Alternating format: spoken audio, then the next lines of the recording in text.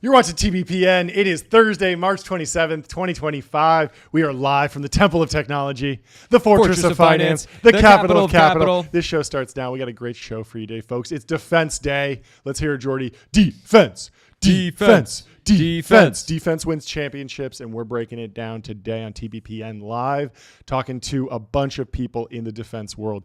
Delian, ACS, AJ from Hermias. We got a bunch more folks coming in. That's starting in half an hour. We're going to give you a little brief overview of what's going on in the news in tech broadly, talking about tariffs, talking about what Pat Gelsinger is up to now that he's out of Intel.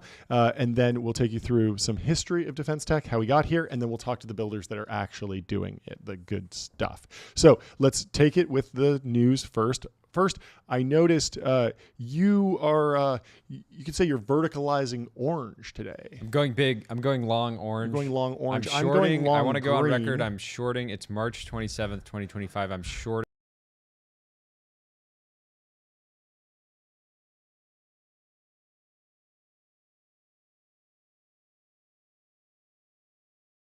Yep. And it's downhill from here. In many ways, you could say that slop is like the most important word of the year, but that is also a top signal for the word overall. Exactly. It's going to get overused. It's going to get applied with a broad brush, but very fascinating time on the internet yesterday. Obviously, there was eventually a backlash to all the giblification, all the giblies going out. And but I think people had fun. Lords cleaned up yesterday. They did. I posted one that was just a frame from Oppenheimer, giblified, 30K likes. Jordy had another 25K or something on morning routine. Just take the viral meme, make it Ghibli, and it was easy money on X. Those Elon bucks were flowing. I can't yesterday. wait for the payouts.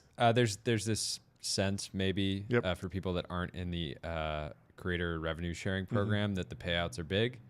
They are not. They're not. We could maybe pay for a week's supply of Saratoga water. Yep. With the X payout from this entire month. But it was a fun day. I think a lot of the criticisms were correct that, you know, this is a degradation of aesthetics in some way. It's a collapse of aesthetics. It's this all-consuming meme. Everyone was obsessed with the exact same image, exact same look, and it was a little odd. But you know, it was a very peaceful time on X yesterday. There was no politics, no wars, no fighting. It was just people posting anime, having fun. Haskell in the chat says Lisan al Ghibli.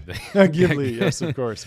And so I'm sure we'll dig into that more. I want to hear from Midjourney. I want to hear from David Holes. I also want to hear about more of the tech that went into developing that model. How narrowly is it trained on Studio Ghibli type content? Will there be a legal battle there? I also want to know, was this truly just an algorithm change, or was there more scaling applied to this? Is this, the model's clearly better. I don't think anyone debates that. Is it better because of scale? Did they spend more money on the training run, or is this a an algorithmic improvement. So interesting to dig into. I'm sure we'll talk to a lot of folks. We have Cristobal Valenzuela coming on in a few weeks, founder of Runway, which does AI video generation. I'm sure he'll have a lot of commentary on this, and we'll try and cover this as the story continues to develop. But the story that is developing today is new Trump tariffs, where things stand, from the Wall Street Journal.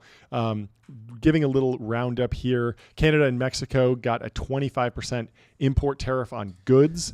Took effect March 4th with an exception for energy products and potash, which received a 10% tariff. A little bit more critical. What is potash?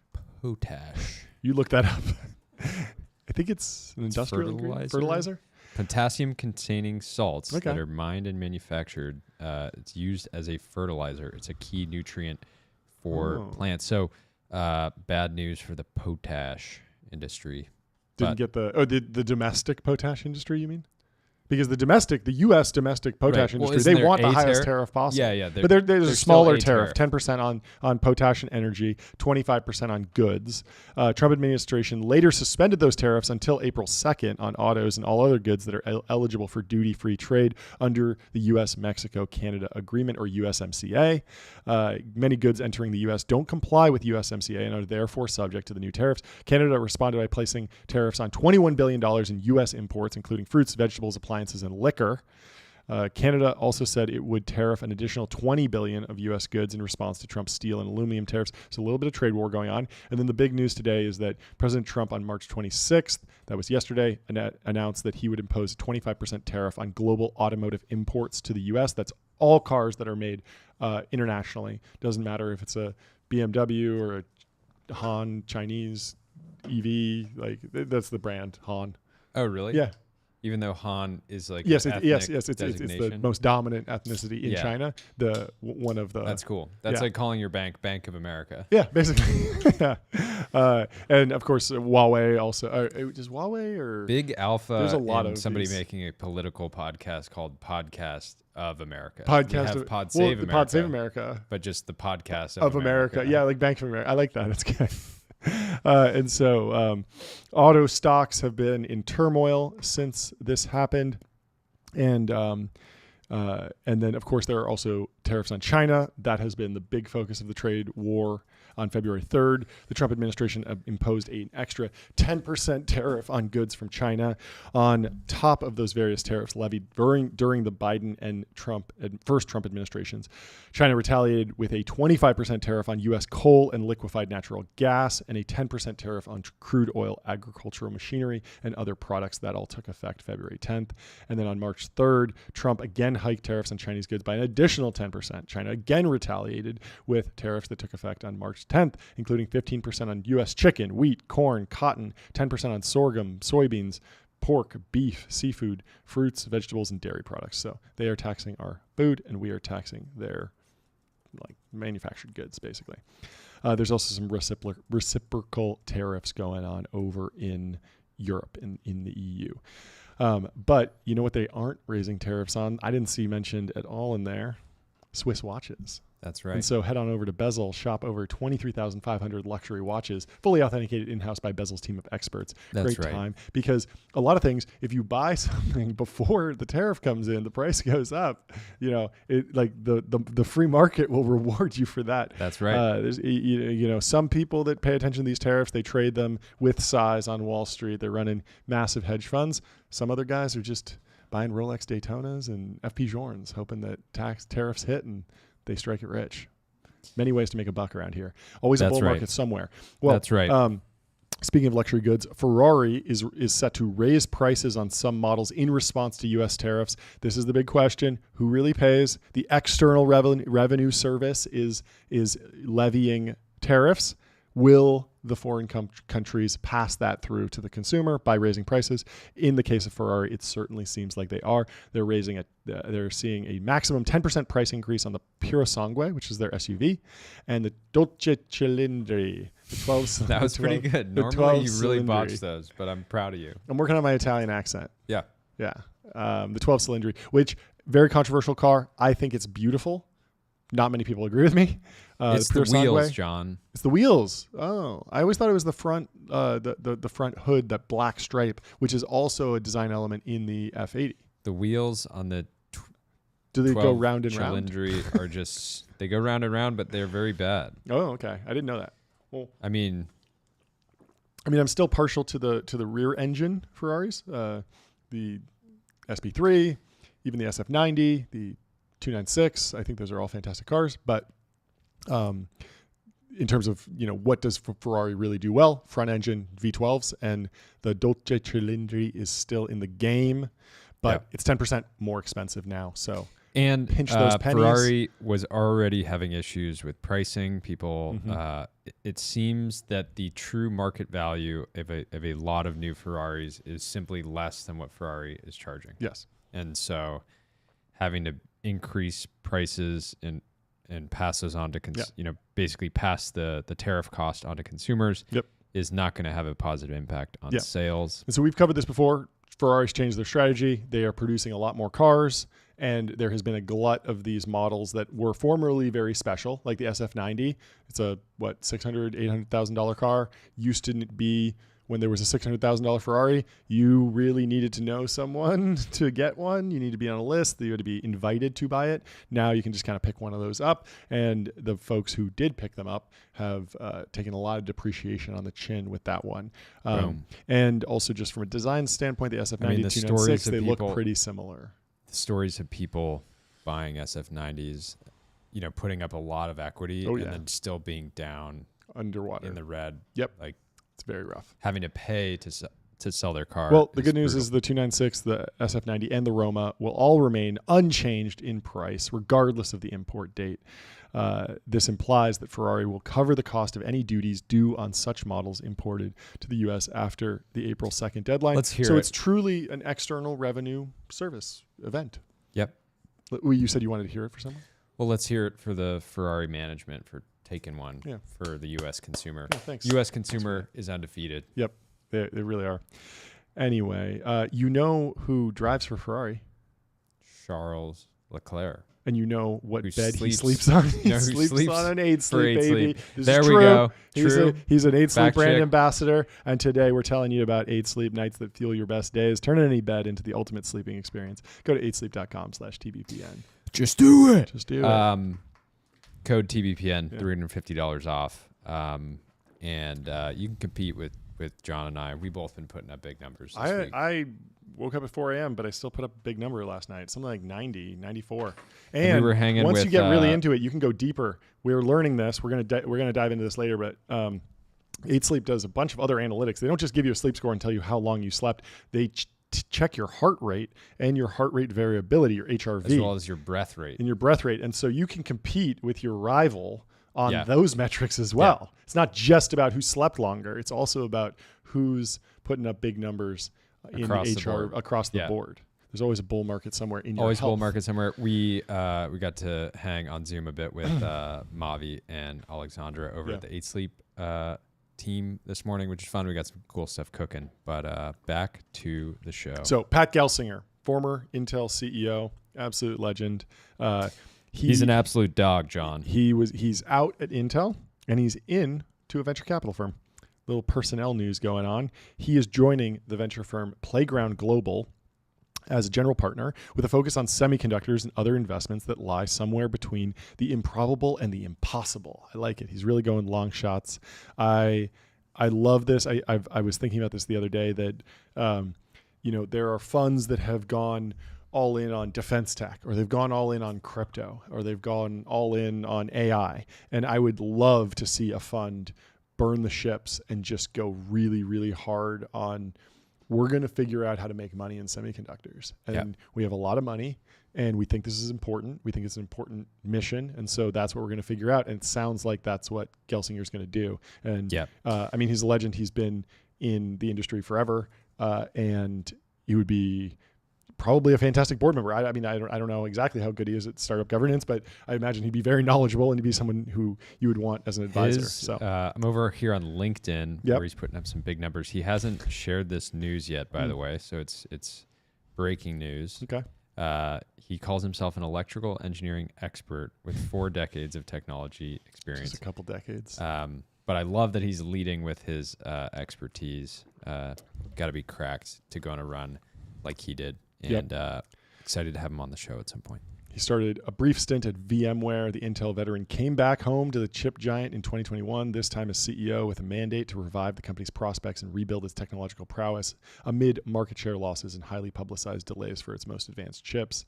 His turnaround strategy focused both on designing and manufacturing chips, which was controversial. Remember, a lot of people were saying Intel should split those two businesses up, become 2 different companies.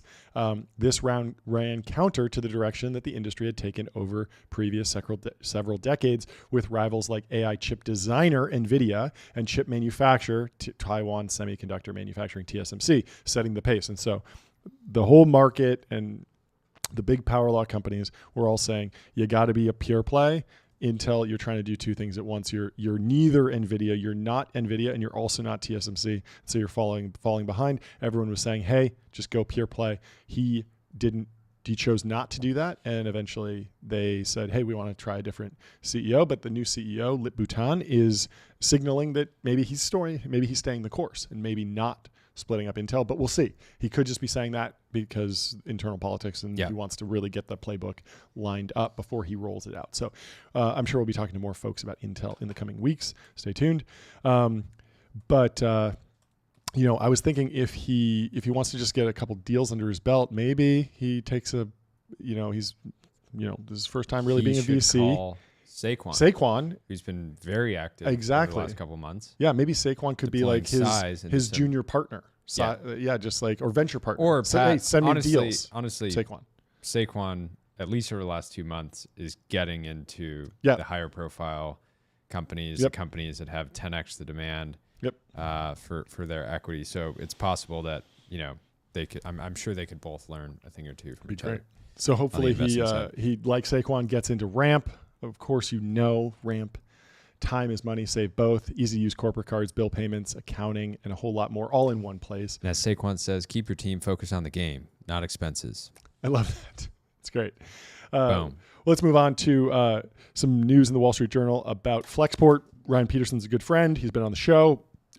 This article is kind of deep diving into their profitability and revenue. The title is Freight Startup Flexport Misses Profitability Target. We're going to give you the details and then give you our take. So Peterson said too much of the company's 5.2 million square feet of warehouse space spread across 5 buildings went unfilled last year. He said demand for fulfillment service is rebounding and he expects that Flexport will be quite profitable by the end of 2025. So that's the real story here, folks. Let's hear it for Ryan. He's been working really hard on this. Billions of revenue and 2025 profitability. If we were writing this headline, we would have led with that. Yeah, exactly. But, so in 2023, Flexport did 1.6 billion in revenue. Last year, they did 2.1 billion, still growing. And of course, Ryan actually rotated out, hired a CEO, and then went back into the CEO seat, put the company back in founder mode, made a bunch of hard decisions. Taking like 4 or 5 flights a day. Yeah, you've seen him. He called in from Texas because he's traveling like crazy. Yeah. He is doing everything necessary to make this company work and successful. And it's an interesting thing where more than I possibly can. Yeah, Flexport is in this position where many of Flexport's customers have gone through the craziest last 6 months of their time as companies, right, with trade wars, tariffs, all this crazy stuff happening, and it's almost like they need to kind of thread the needle on making sure that they're building a great business, but also not putting too much pressure on their customers who are already seeing their costs rise in various ways. Yeah. I mean, last time I was talking to Ryan, he's on all these flights. I was telling him like, hey, when you're traveling, you really got to book a wander. You should find your happy place. You could book a wander with inspiring views, hotel grade amenities, dreamy beds, top tier cleaning, and 24/7 concierge service. I remember you saying that word for word. I was saying it's a vacation home, but better. Go to wander.com, use code TBPN. And so check it out. Let's run through a little bit. So we're doing Defense Day today. We're taking you through defense tech, trying to give you a tour of what's happening in the industry. We're going to have a ton of great founders on, a couple investors as well. But I wanted to run through a little bit of history on how we got to this point in defense tech. And so I gave a talk. I want to know, at what point did they decide to call it defense tech versus offense tech. Because that would have been. It is the time for offense. Well, you know that the Department of Defense used to be called the Department of War. Yeah. Because it was just like, it's the guys who we handle war. It is a better. But we've toned it down now. We're focused on defense because defense wins championships, of course. And it really this whole idea of like, before, you can't call like the Civil War like defense technology really, because they weren't using electronics back then.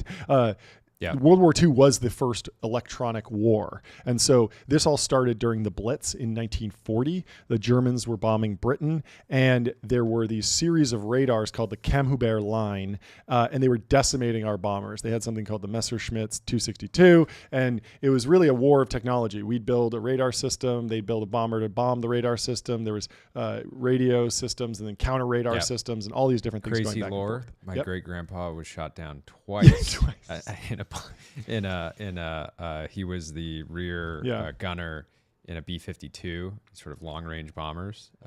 Wasn't his dying wish not to mention that on a podcast? No, he said. he said, it's fine. Talk about this Talk about it forever to the loudest, in the loudest possible way to the most number of people. It's legendary to survive to and then he was redeploying to the Pacific to be a fighter pilot when the war ended. But anyways. And so the solution was Vannevar Bush, the science legend. I think he worked alongside Oppenheimer. And this was the first time that there was like this really combination between civilian scientists and military efforts. And this is like a continuing theme throughout the evolution of defense tech. So he brings this one-page memo to FDR outlining a plan. Hey, we're going to use our best scientists at universities to build defense tech, and FDR approves it in 10 minutes. Talk about like founder mode. Like it's like really, really great. So this creates the NDRC, the National Defense Research Committee, in 1940, and they work on the bomb, which you know from Oppenheimer, but they also work on radar. And so the Office of Science Research and Development, 1941, Bush is the director. In 1942, the Harvard Radio Research Lab starts government spending on defense tech. And Bush was a thesis advisor to Fred Terman, and Fred Terman is known as like the real father of Silicon Valley because he runs the Harvard Radio Research Lab. They create over 150 anti-radar devices, and they're pivotal in disrupting German radar capabilities. There's a whole bunch of different things. They invent chaff, like literally just aluminum foil that is cut to half the wavelength of the radar. So it's like barely tech in my opinion, but it's like still there's math to calculate how you cut the tinfoil, but it's just chopped up tinfoil. But if you chop the tinfoil at a certain size, it messes with the radar. And so that's when you see planes throwing out just aluminum foil. The reason is because it disrupts the radar, right? Carpet jammers were high-frequency transmitters that overwhelm enemy radar. You just send so much signal that they get confused. And this contributed to major successes of bombing raids like Operation Gomorrah in 1943.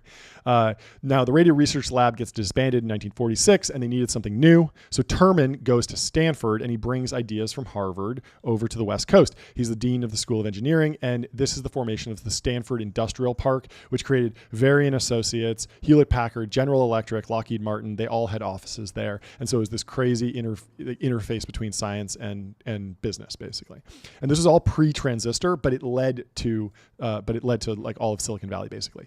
So then you go into the 50s. So we'll go decade by decade. That was the 40s. In the 50s, DARPA obviously speeds up. This is all because of Sputnik. October 4th, 1957. It was the Sputnik moment of the Cold War. Yeah. Okay. Exactly. It was just a radio satellite, but it could hold payloads. And so all of a sudden everyone's thinking, wait, if they can put up a radio satellite, they can put up a bomb. So we got to be able to do that. And so Sputnik's a huge deal. The New York Times published 279 articles about it in 1 month. It's like crazy. It was like total wall-to-wall coverage. It was crazy. It was like the Sputnik moment really was real. And so the Cold War was heating up. The Ghibli moment. Yeah, the Ghibli moment of it was the Cold Ghibli War. moment of space. Yeah. Or the Cold War. And so the Soviet Union took huge World War II casualties, but they were strong in tech. And Sam Rayburn, the Speaker of the House of Representatives at the time, said that the people of the United States have been humiliated. They're disturbed and they're unhappy. The CIA actually knew that Sputnik was going to happen, but Americans were scared because they didn't know. And the solution was we responded with the Vanguard TV3 launch 2 months later, but that crashed. And then Explorer 1 worked in 1958. So the pace of play was really fast. Sputnik, 1957. Explorer 1 in 58, smaller, but it goes deeper into space. So we got that superlative. Now there's too many conflicting rocket projects. Like the Army had one, I think the CIA had one. Like there were a bunch of different projects going on. They're like, we need to consolidate this. President Eisenhower says, put it all under the Advanced Research Projects Agency. We're going to create a new agency. It's called ARPA, eventually becomes DARPA, and DARPA is like legendary. They create the internet through ARPANET. They create stealth aircraft, GPS, drones, and even self-driving cars originally came out of DARPA. And so it's been a great, like farm team for tech for a long time. 1960s, we got to talk about Skunk Sean Works. McGuire was at DARPA himself for I think a year and a half. That's right.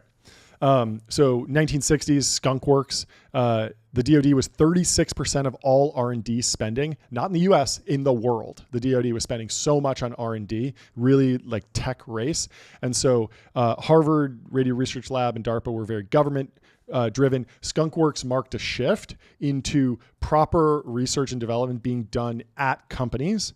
And so Skunk Works is all led by Kelly Johnson. He's designing planes at age 12. At age 23, he goes to work at Lockheed as a tool designer. He's super confident. He goes into the chief design engineer at Lockheed and just says, hey, our best aircraft, it's flawed. I'm going to go fix it and give me a wind tunnel. And he does it. And so then he designs the Hudson bomber, the Model 14. It's more maneuverable, important in World War II. The jet-powered Messerschmitt 262 that obliterated us in World War II.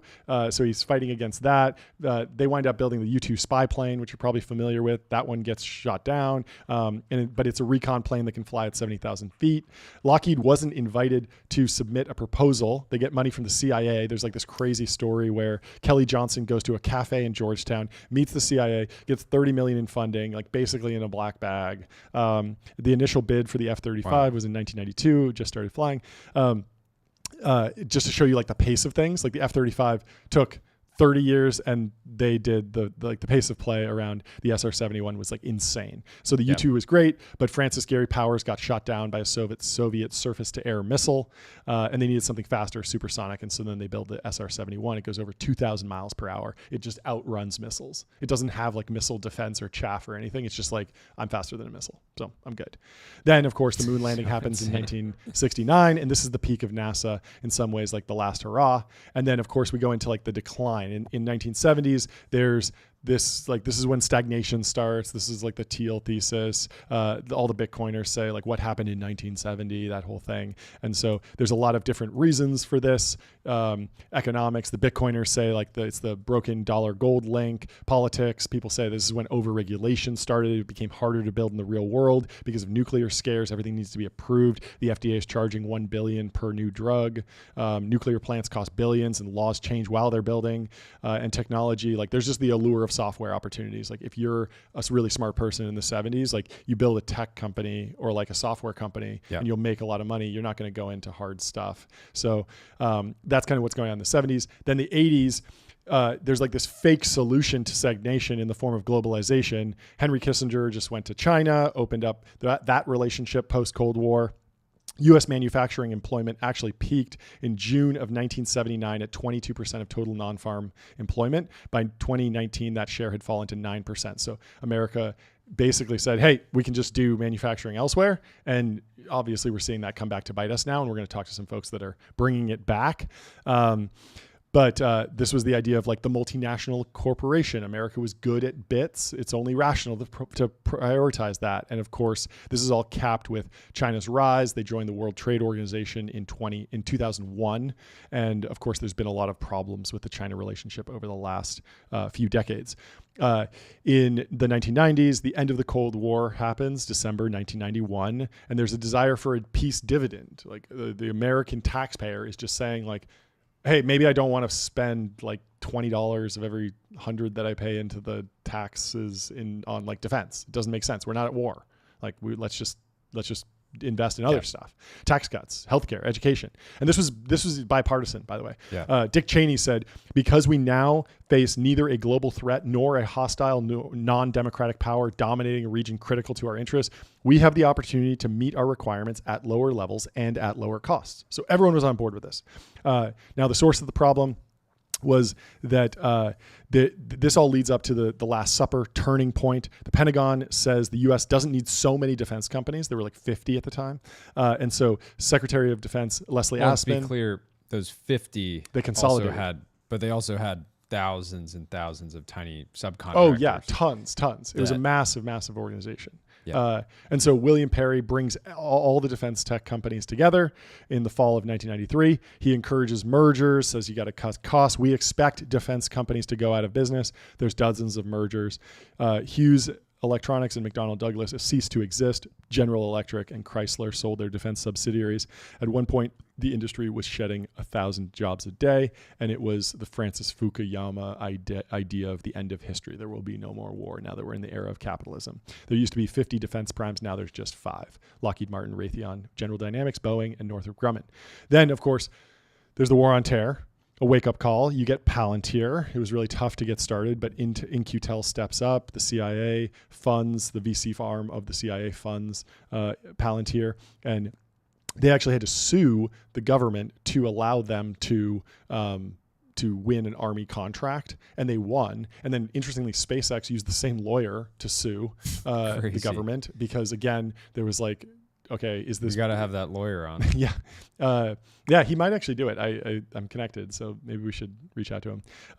Then, of course, in the 2010s, you can think of it as like Space Race 2.0. The story is really like SpaceX growing. There's that SpaceX lawsuit, but the 2010s are the era of SpaceX. Like 2010, it's the first Falcon 9 flight. 2012, the first commercial ISS resupply. 2015, the first orbital rocket landing. 2016, the first drone ship landing. The first crewed ISS flight happens in 2020. And there's the SpaceX lawsuit, of course. And so there's a bunch of key moments here. Ash Carter creates the Defense Innovation Unit. Eric Schmidt is the inaugural chairman of the Defense Innovation Board. And Trey Stevens founds Anduril, and he also changes the LP agreement at Founders Fund to allow for defense investing in weapons, basically. Yeah. And they just went to their LPs and were like, hey, we're just going to like remove this one clause. Like, don't worry about it. Like, we don't really have any plans. And then like the first investment that they made was Anduril right after that. Yeah. But it's a funny story. And that caused like a cascade in Silicon Valley where every firm can now invest in defense tech. And even 2 years ago, a lot of firms still had these sort of LP agreements that did not allow them to make defense investments, period. Yep. In the same way that Founders Fund at one point had it. And what that just meant is if you had, it's already hard enough to raise money, right? Yep. And there's only a few maybe it's a couple thousand companies a year that raise like anything close to like traditional venture capital. Yep. And imagine doing that when 95%, imagine raising when 95% of the funds just say like, I think you're smart. I like what you're doing. It's good for the country, but I legally can't. Yeah. And they can go and ask for individual exceptions, but it just becomes much more complicated, and it's easier to just say like, no, we're not going to do this. Yeah, totally. Well, we got Delian in the house. Welcome to the Temple of Technology. He's back. How you doing? Oh yeah, Delta V, and I heard today was the day where we were all supposed to call him from the factory floor. So I the rumors downstairs. gotten around. I like it. Welcome. It's a beautiful background. Proof of work. Nothing in the background is ITAR control. That's fantastic. In the one place. So unfortunately, it's the least interesting view of the factory floor. We got a nice logo back there. It's great. Yeah, exactly. I was just given a little bit of a history of kind of how we got here and the evolution of defense tech. Can you walk me through kind of like, I literally just ended it like 2020. How have you experienced it? How would you explain to someone that's kind of just like generally aware of venture, like how did we get to this particular mix of firms and companies and strategies in defense tech investing? Yeah, I'll use a funny analogy to describe the various generations of defense tech and how it's evolved over time. If you look at the basically 2003 through 2015, call it time period, in order to start a successful company in like defense, aerospace, thing that basically worked with the government, you both had to be a billionaire co-founder, and you had to be willing to sue the U.S. government in order to have any success. And so both SpaceX and Palantir in the 2010 through 12 time period basically had to sue the government in order to win contracts. 2015 to call it roughly 2019. We're gonna sue our customers. The playbook is like we're gonna sue our only customer. That doesn't apply anywhere else. You don't hear about like, oh yeah, like this B2B SaaS company had to sue Nike to get them to use their SaaS product. Yeah, we really want Ramp to sponsor us. We're gonna sue them. Yeah. Exactly. And so it gives you a sense of like how difficult it was. It's the only people that could afford to sue their customers and still be alive as a business and like get to the other side of it. We're literally billionaires, right? Yeah. So you had to be a billionaire, and you had to be willing to sue your customer. That's crazy. And then in so 2015 through 2020, at that point, you no longer have to be a billionaire and sue your customers. You can at that point just be a billionaire. So it's still like very hard, but you no longer have to sue them. And so then Palmer Luckey sort of starts Anduril. And then call it from 2020 to 2022. My one-liner is like, now we're finally standing on the shoulders of giants. These guys have broken down the barriers. The DoD and generally the U.S. government is ready to work with startups. And so you no longer have to be a billionaire suing the government. You no longer have to be a billionaire. At this point, you can just be friends with the billionaire, and that's sort of close enough to you having the appropriate level of power and wealth to be able to do that. And so people like me, who are just merely lowly friends of billionaires, are finally able to start companies. And now in 2022, people extrapolated that trend all the way down. They're like, billionaires that sue the government. Now it's billionaires. Now it's friends of billionaires. Let's take the logical leap. And high school students can now start defense companies that raise $100 million. And that's obviously a logical conclusion of that trend. Yeah. What do you right now? It seems like every investor that's online is like, yeah, I do defense. I dabble. I'm a patriot, right? Yeah. But is that still the case where the average VC in 10 years is like, yeah, I do defense, or is it the average VC is like, yeah, I kind of FOMO'd in in like 2023 and got over my skis. And I'm back to just skiing and AI. They're back to skiing. They're back to just skiing, not being over their skis on the defense. Yeah, I mean, I think I heard you guys talk about this when I sort of hopped on, but back when Anduril started in the sort of 2017 time period, a significant amount of the investors that now all talk about defense literally had it in their LPA of the three things that they weren't allowed to invest into was gambling, porn, and defense. And it was like put as one of those top three, effectively like vices. It was in like the vice clause. Yeah. I think it's pretty likely that over the next decade, some of those LPAs end up going back to having defense in the vice clause.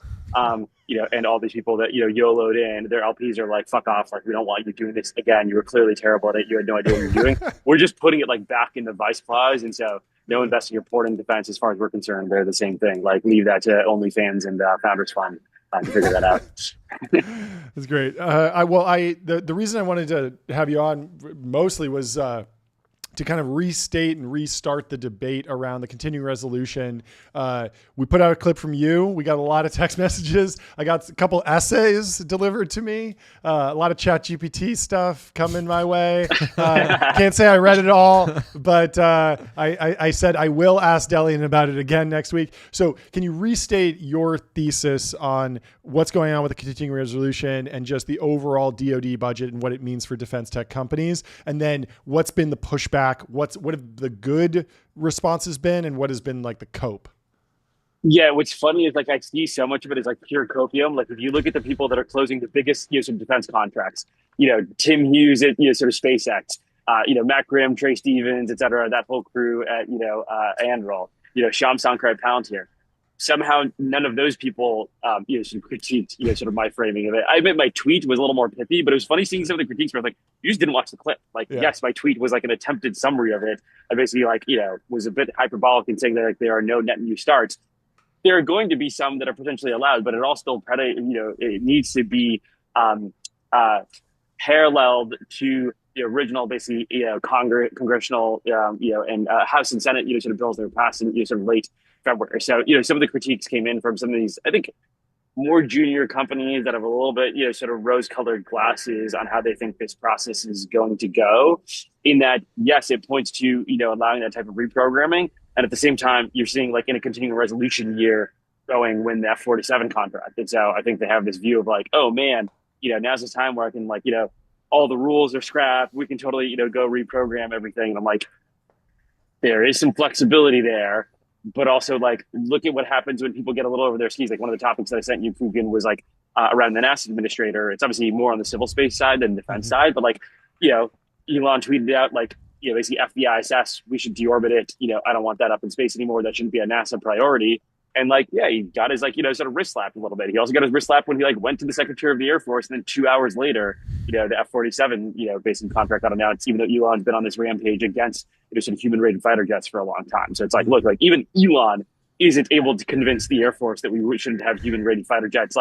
You think your fucking thing that's a mediocre copycat of Anduril is somehow going to convince them that they should spend money on your fucking Ponzi coin? Probably not. I think there's a lot of copium that's going on there. So it's and people are trying to cite these super. It's look, I read the CR. I know the section that's in there. What matters is not the exact legalese that is in the continuing resolution. It's how that's going to be interpreted both by the warfighter and by Congress that ultimately is going to sort of go approve the sort of reprogramming and then the budget reconciliation bills. So anyways, more than I can go into there, but it was lots of copium and all the sophisticated players didn't say anything. Do you think that there's going to be a lot of sort of potentially wasted talent coming out of this era of defense investing where people want to be founders so bad, but they would actually be potentially much more successful going into Anduril and working on a specific product and just leveraging, the entire platform that they've built and, the sales channel, everything like that. And the sort of Silicon Valley ethos of everybody's aspiring to be a founder. Because I think probably at least the three of us and many other people the Anduril of Anduril is sort of probably going to play out. Right. I can the say Anduril votes will probably be Anduril rather than a different company, Yeah. But yeah, do you see... Except for Anduril of bears. I think bear domestication is very important, and I think that is a white space that Anduril's weak on. And so... We're announcing Coogan's new incubation. Yes. Ready to go. Co-founding with some Ruskies. Yes. Those guys know how to handle their bears. We're domesticating bears, and you're going to be able to ride them like horses, and we'll also make small ones, and they'll be like teddy bears for your kids. It'll be great. Yeah.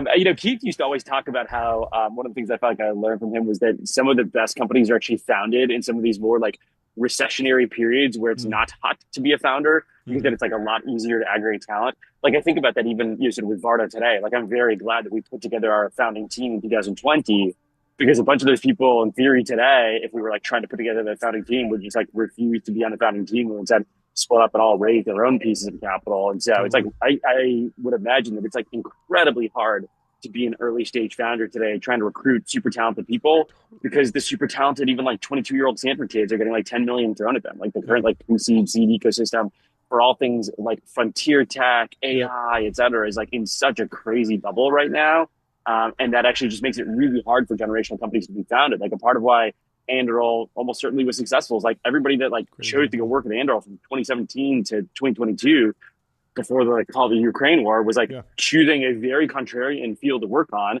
Yeah. Nobody else is going to be funding those people to be sort of starting companies anytime soon. And so they aggregated a bunch of talent where it's okay, yeah, now defense is hot, but Anduril's already off into the races. We were talking about this with the year Facebook came out of Harvard. I think it was one of the only startups. And so if you were I want to work at a startup and you went to Stanford or Harvard, it was well, Facebook's kind of the only game in town. And now it's you just take a taxi or take an Uber over to Sand Hill Road and you got $10 million next week. Well, the other thing is we've been trained for 20 years, this sort of dream big. Yep.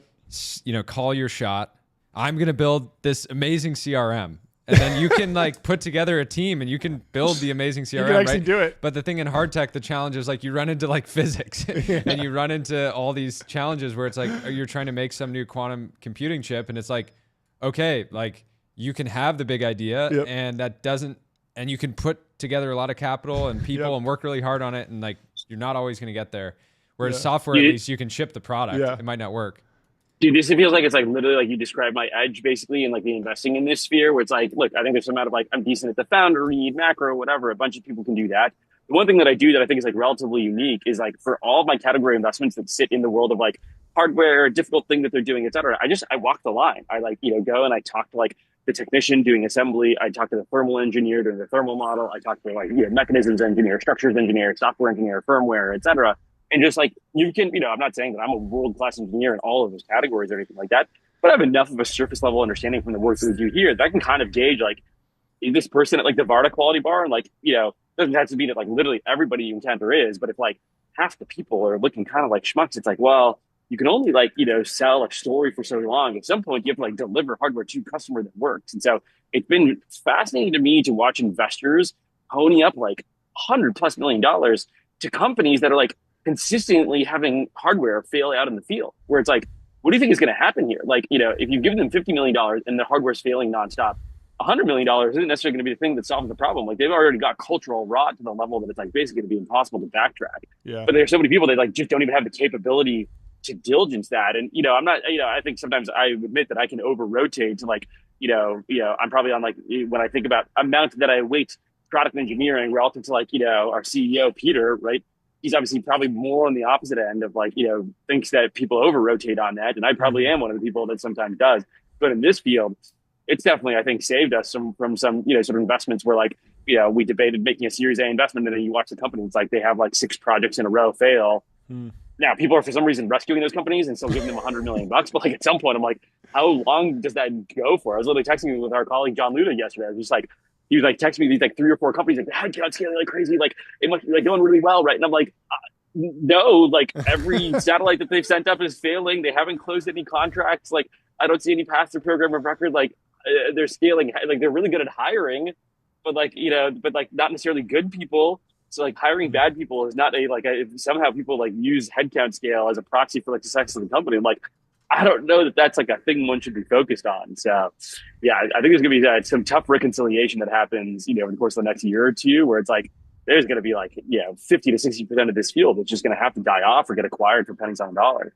Yeah, the other thing that's funny, people love to roast like market maps, right? Like the joke is like, all right, if there's a market map, you're too late. But then the market maps like actually provide, like if you're an investor, you should really understand the market that you're investing in, so that when a company comes to you and you think it's a smart team and you're excited about it, you actually understand like, okay, is there a 2 times better team that's like doing this exact thing? The other thing is like I've seen, I've made a number of, I think, smart investments in this space, and I'm sure like just sort of hard tech broadly, and I'm sure like some that will zero out.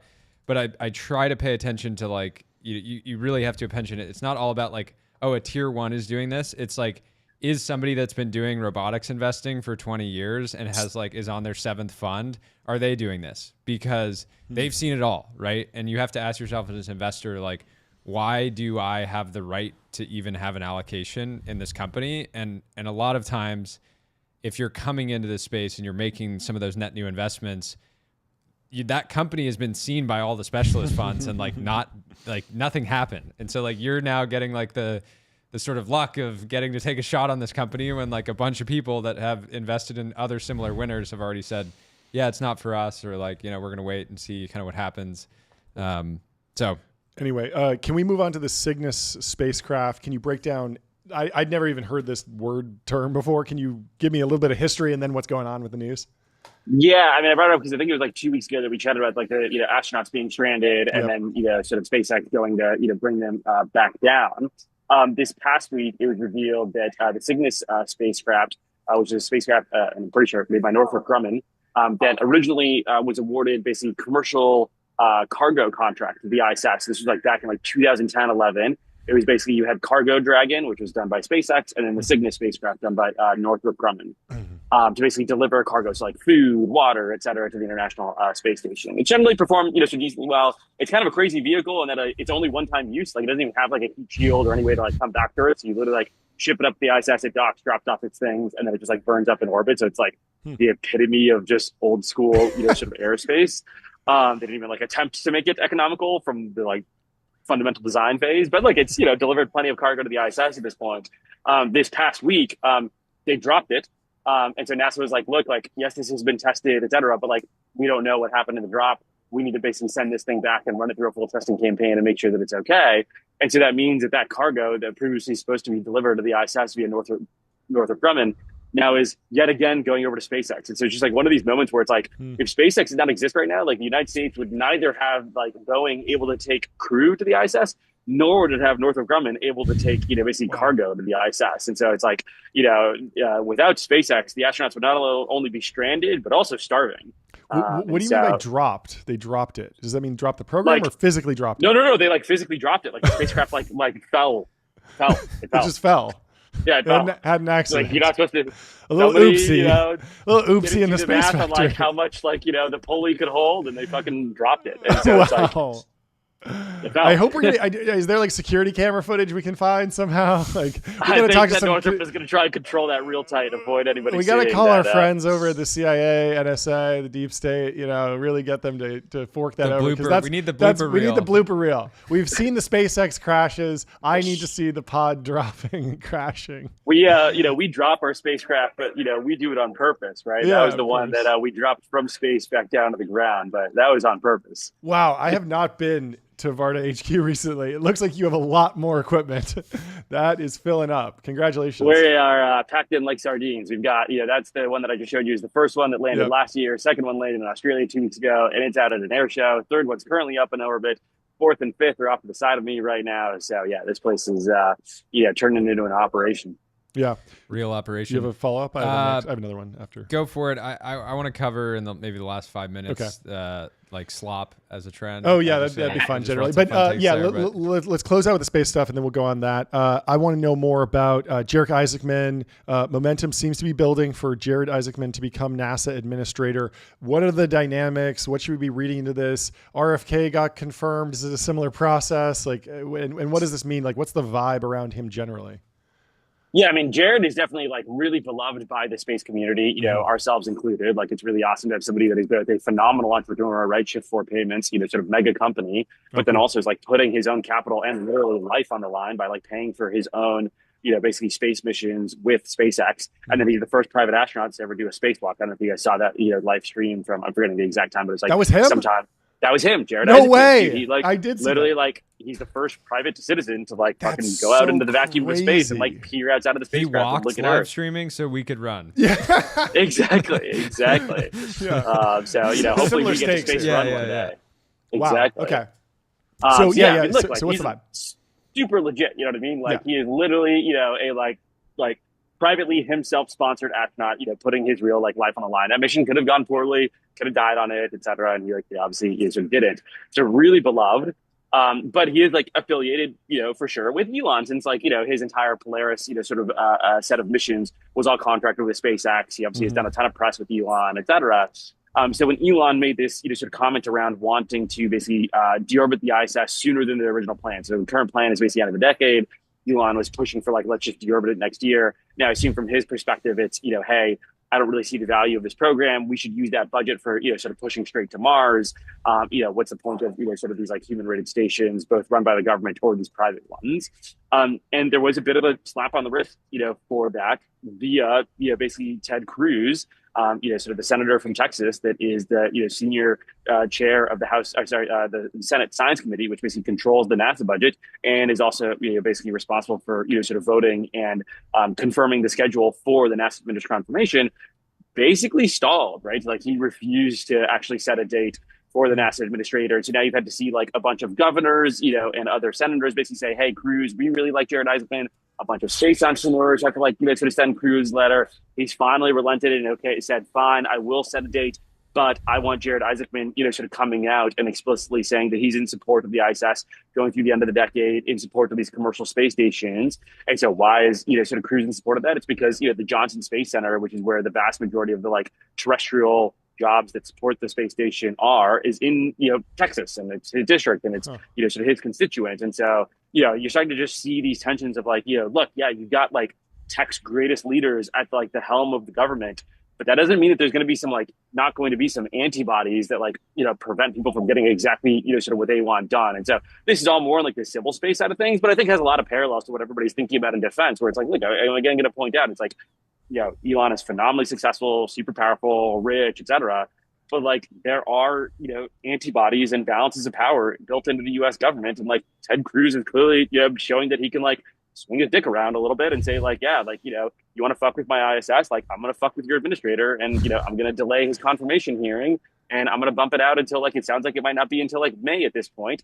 And then that does have like a real operational effect in NASA, where it's just like, look, like, there's like this NASA reauthorization bill, which basically sets NASA's budget for the next like, sort of, 5 to 7 years. That's kind of stalled out because there's no administrator. None of the like major, sort of program leads are making huge swings right now while they're waiting for the administrator. So it's like NASA's kind of frozen, right? And this has like downstream operational effects. This may slow down our ability to like get more lunar missions, sort of booked, actually figure out what the Mars program, sort of looks like. And so it's just like a reminder to people that like, us in tech have to always remember that like there are also jobs that Senator Cruz is going to be sort of making sure to stick around too. Follow up. I mean, the ISS budget is $3 billion a year. Crazy idea. We get a couple of our buddies together, make it into a casino or something. Like, could we not privatize this thing? Jed McCaleb, Mr. Crypto, sort of man is trying to, put, crypto money to use and turn it into a space station. And I kind of see crypto, in my opinion, as basically just gambling. So, he's basically already making it, he's, all he needs to do is, maybe it's not craps tables, but it's, a couple Coinbase servers up there that are, getting you hooked right into the, sort of live stream of trading shit coins. I guess you can't really roll dice in 0G because the dice never fall. Well, yeah, and if aliens are ever going to come and assimilate on Earth, we should have a space casino where they could kind of like learn the American way of life. It's like an Ellis Island for come here, because if the culture shock, if they came here and they have to know how to gamble if they're going to integrate, for sure. They would just like probably kill us all. Exactly. Like, you guys, like, I don't even know what you guys are doing. Or that's our planetary defense. We just get the aliens hooked on gambling. They become total degenerates. They're mortgaging their home planet in order to be able to afford it. And we're like, actually, you thought you were coming to conquer us, but sorry, we're sending our bookies back over your planet. We're going to fucking break all your kneecaps and take it. That's maybe the best planetary defense scheme. Who needs asteroid deflection? You've got space casinos. Yeah, we got 5 minutes. What you got? Big. What's your take on yesterday? I was joking around earlier. I said it. In hindsight, Sputnik really was the Ghibli moment of the Cold War, but yesterday felt like a big moment. John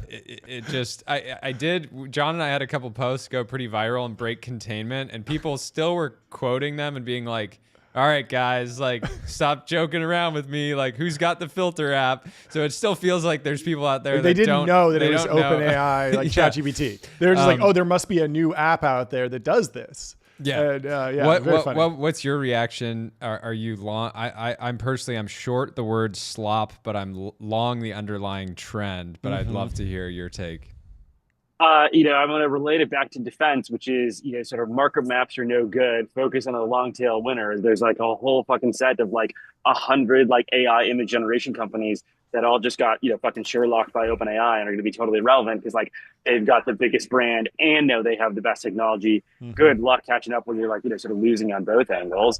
I think you're going to see this stuff get implemented into Hollywood like ASAP. I mean, there's like a whole set of things where you can like, look, there's going to for sure still be like human fine details. There's things that it's not perfect at, it probably never will be like quite perfect at. But if you want to start like throwing together like rough draft, vision boards, etc., and then what you'll end up seeing is like the equivalent of like, that there's, sort of now, sort of two engineers can build like $1 billion, AI company. Like 2 animators and a director can like make the next Pixar film basically because like, they have so much, sort of leverage. And so it's like bullish for OpenAI and also bullish for Jason Carmen, right? Yes. But you just don't want to be in the middle. Yeah. But it's like short all the dudes that just invested like $500 million into like these like slop companies basically. And it's just like good fucking luck. And it's the same thing with defense. It's like, bullish on Anduril, bullish on the warfighter that gets new tools. Totally. Don't recommend being anywhere in between those two. Yep, exactly. Don't get stuck in the middle, the barbell. Don't get this out in the messy, the sloppy middle, as we like to call it. The sloppy middle. It's the White Lotus sort of reference there is be careful of the sloppy middle between the brothers. Oh, I haven't watched the latest episode, so but I've heard enough that I get it, and it's not good. Yeah, you can skip that one. White Lotus is funny because like it starts the season, it's like kind of relaxing because it's like these resort settings. Yeah, you're just hanging out at 4 you're like, seasons. oh, it's just like I relate to these people in different ways, and like. And then it's like, oh, it just gets so dark, like episode by episode. I want nothing to do with any of these people. Yeah, so somebody that launched an image generation tool is like Mike Spicer over at Sutter Hill Ventures. Like they've done, didn't they do like Palo Alto? Snowflakes. They're like the legit goats of incubations in many ways. Comes out with an image generation tool. What do you do at this point? Obviously not even just speaking directly to him, but there's like Midjourney, and there's a lot of other players, and it just feels like maybe there is no edge in distribution. Relating back last week, Midjourney is not in the conversation because they haven't raised money. True. And so it's like, true, but they're dependent. They raise money every day from their customers. I guess, but just no, like but in terms of the business. So the funny thing is we talked on the show last week about a PT quote around like you need basically distribution for a monopoly, and you can get a monopoly from product, but you can also get a monopoly from distribution. Yep. And so it is but like, do you think these, image generation models should be rethinking their life and future plans, and the game is lost? Or is there going to be, if you just lean in, let's say set up shop here in Hollywood and just work with all the studios and say like, you spend billions a year. What would you do if you were actually running a $50 million Series B stage image generation company? Yeah, I mean, look, this is very top of mind. Like, I literally met up with Mike, I think it was like 2 weeks ago, to like talk about, what he was, sort of working on. And I'm like, I'm a huge fan of Mike's. We've worked together on a, sort of handful of things. Obviously, he's like crushed it with Snowflake. He's like clearly one of the Valley's, sort of best incubator entrepreneurs, investors, execs, leaders, et cetera. But like, I don't envy being in that position. But, I think you're seeing this in a bunch of different fields where it's like, you've got the, mice that are trying to dart around the, sort of elephants, and like these like big tech companies are both very sophisticated, like have great engineering, but are also massive, right? Like, I mean, again, just look at like what SpaceX is doing with Starship and like, stomping out a bunch of, other, sort of mice, and they're the elephant. What Anduril's doing, stomping out a bunch of mice. It's like, it's not an easy time to be like a mid-stage company that's trying to dart around all these major players that are like, not like old school incumbents that are moving slowly, but like are led by Sam Altman and like, are really pushing the fold. And so, yeah, tactically, like if I was in Mike's shoes, I think it's like, look, the like consumer play, that just seems basically impossible to catch up on. It's like, this is kind of good enough for any consumer app, right? Like it's not good enough to like immediately go make a feature length film, but it's good enough for any consumer to like, send a photo, to their wife basically. Yeah. And they already have the winning consumer brand. So don't even try to do that. Go where the elephant isn't even headed, dart in the opposite direction. I think, go like heavy on enterprise, build up studio relationships, try and convince them, sort of, hey, look, if you start using, sort of chat GPT, et cetera, for this stuff, they're going to use you for training data. We're going to make like proprietary models that like, fine tune to your own aesthetic and like the specific film that you're working on. And we'll make sure the data only stays basically like in-house, right? Like you just need to like, just constantly be thinking about like, what is your, sort of angle that is super unique, but also those are like all really constrained TAMs relative to like the thing that, I think OpenAI is, going off and capturing. And so, yeah, I mean, I really love Mike and I think he's a phenomenal entrepreneur, but like, I also don't envy, like, I can guarantee you he was fucking up late last night and, is grinding today with his like, exec team to figure out like what their, sort of approach is in light of like, this new world. And that's what's so crazy about like tech accelerationism, all this stuff happening is like, dude, like this stuff, like I felt like when I was in the Valley in like 2014, like happened over the course of like 18-month periods. And it's like, dude, this stuff, like it feels like literally every month now we have like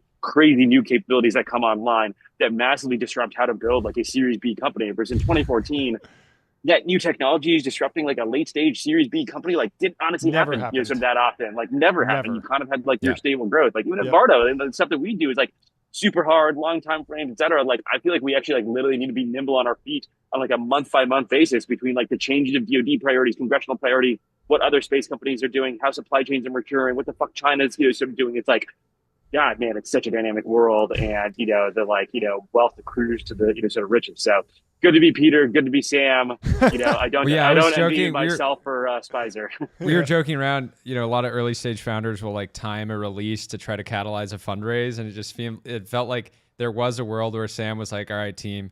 Like we know Ghibli will go viral. Like just make sure that this is perfect. Everything else can, everything else doesn't have to be perfect. But like we need to take over the timeline. We need to go mainstream this day. I'm closing the round on Monday. Like just go. Well, also Google had just launched something that most people think is like competitive, but the product is just buried in AI Studio, and like it was going to break containment, and it was going to be a Google story. And Sam was just like, not today. I love it. Yeah. And then maybe he paid that one influencer to make the like photo of his wife and like get that to go viral. All I'm saying is like it was just like a little too convenient. We need to get a tinfoil hat over on your side. Yeah, we got it. We got it right here. Yeah, for when the exciting thing, bring it back to hard tech and defense, is like we need better science fiction. We need the next generation of science fiction, and if we can kind of like open source that and everybody can create I love that. inspiring visions. Someone has a good idea and they can instantiate it. You shouldn't need $200 million to like imagine the future and like convey that idea. And that seems like the biggest opportunity to take away if you're not. Even if it's a little sloppy right now, the art will come. Yeah. Anyways, great to see you. Thanks for stopping by. Good luck with the rest of your day. Later, boys. Later. Enjoy the rest of the day. You too. Always a fun. All right, we got back to back calls. Himself. Is he in the building? He is in Florida right now. About Public.com investing for those who take it seriously, because they got multi-asset investing, industry-leading yields. They're trusted by millions. Get on Public. Public earns high marks for ease of use and investment selection. They got stocks, bonds, treasuries, options. Download the app. They got great charts. They got great graphs. They got great functionality, folks. Boom. And now we got a great guest. We got Steve Simoni, the man himself. How you doing, Steve? What up, Florida man? Florida Steve. Oh my God. Florida man. What's up, guys? He's in Florida today. He's not actually a Florida man. But it's great to have you. Yeah, look at me. Yeah, thanks, guys. Thanks for having me on. It's an honor to be here. So describe the company in exactly 3 words. I've heard it described as gun on truck. Is that accurate? that's John. That's AI robot gun. Okay, there we go. AI robot gun. Shooting down drone swarms. If I see a light show with a dragon swarming towards me, I call you. You're going to throw a hail of gunfire at it and take out all of them. Is that it's more precision. We're sniping these drones. We're not just throwing bullets in the sky. It's precise. Okay. Yeah, nice. Precision. Well, I always loved talking to Steve. A while back, he was in LA, and we were I forget. There was something, I think it was like actually the weekend that All In Summit was happening, because Steve's raised a couple rounds from Kraft now, one of which he is announcing today. And we just had this awesome meeting where I was like, you got to think bigger. You got to think bigger. You were that guy? Yeah, I was the guy. I was like you got to think bigger guy. No, and I think Jordy, you're the ultimate hype man. You made me think bigger, bro. You made me think bigger. That's Love great. it. Well, speaking of bigger, let's announce the big round. Talk about the news today. Oh, yes. Today we just announced our $30 million Series A led by Kraft Ventures. Let's go. Again, they didn't give out the seed. They're back at the A. Maybe they'll do the B. We'll see. We'll keep it going, Keep it going. We'll keep it going. Ride your winners. It's in the All In intro. Yeah, let your winners ride. And Sachs is true to his word. But I got to ask you guys, how much does it cost to get my logo on the ticker symbol at the bottom? Like, is that you're gonna have to wait till the B. You're gonna have to wait till the B, buddy. Yeah. I'm sorry. It's Series A companies is tough. Yeah. I have but we can talk about it. We can talk about it. I have a rough sense of your balance sheet, but you're here. You got your face. You got your face here, and that's worth priceless. 1,000. I mean, how much did Wander pay for that back there? Is that a company? We can't get into specifics. We can't disclose. We're very against building in public. Because and it's not because of like the flex culture or any of that. It's specifically because of our near peer adversaries copying us. If the CCP got a hold of how the business really works, they could clone this show, and then it would just be a total Cold War arms race for the best and most aggressive daily podcast. Yeah, I mean the CCP is a big threat. I mean, why we started ACS is because we're at a manufacturing deficit with China, and we need to do something about it. So that's why we, are making these gun turrets to be able to shoot down their drones.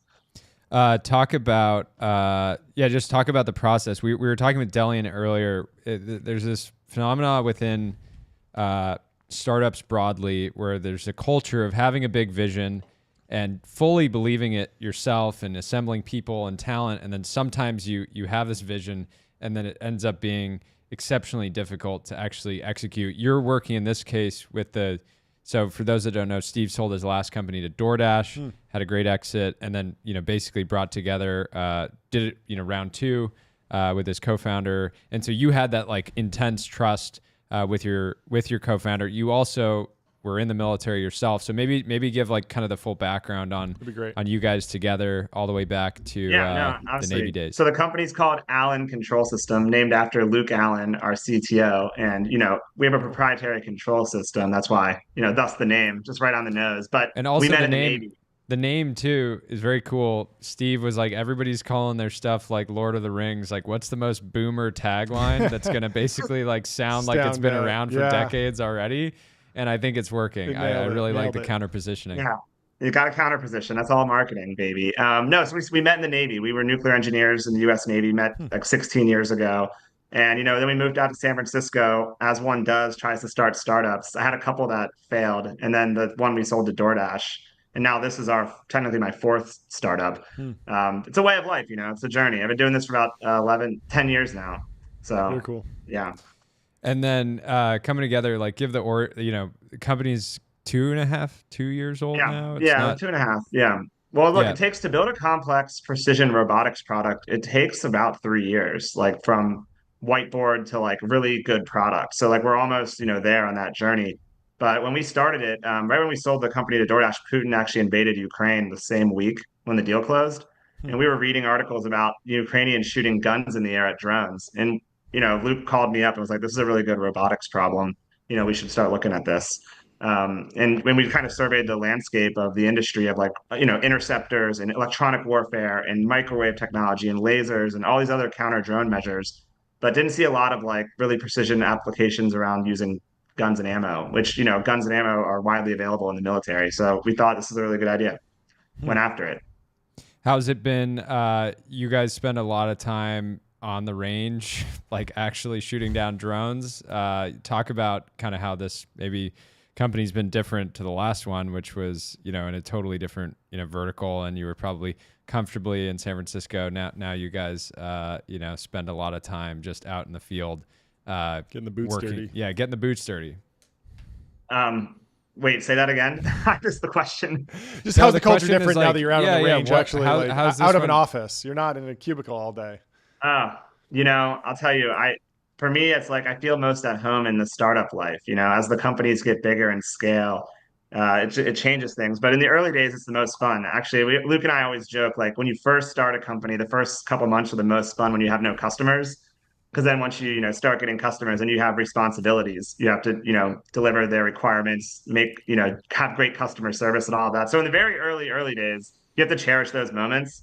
But then as it's a life cycle. So as you scale up, things get different, you become different, and the whole company changes. But right now it's still at a fun size, around 34 people, still enjoying getting out of like the main corporate office and doing our thing. I mean, Delian said this on the show before, like, the Anduril of Anduril that is Anduril, and maybe Anduril's the power law winner and going to do all this stuff. How you've obviously counterpositioned with the name. You didn't pick another name from Lord of the Rings, thank God. But how are you thinking about how the product fits into the defense tech ecosystem? Palantir has their AIP program. They're openly planning to work with other companies and develop partnerships. Is there a world where this plugs into Lattice and you let Anduril take the kind of the AI connective tissue and you're a partner, or are you really just trying to grow and add so many or more products? Where does long-term go from here? Our product, so autonomous guns are, when they hit the battlefield, they're going to change a lot of the battlefield economics. So, a lot of these like more expensive interceptor products, or, some of the, big laser beams, or, missiles and stuff, like autonomous guns are going to, put a lot of downward pressure on products like that, I think. So I think we're pretty well positioned from a product strategy perspective. But where we actually mostly focus our time is, you see all these autonomous vehicle companies, USVs. You got like companies like Saronic, bunch of USV makers, these unmanned surface vehicles. And then you got like the land ones like Overland or Forterra. There's a number of these. And so all of these autonomous vehicles need an autonomous payload. Sure. And so we're positioning ourselves, we're mostly focused on great partnerships with companies like these, positioning our product there, and then, kind of bundling. You make money via bundling in the game.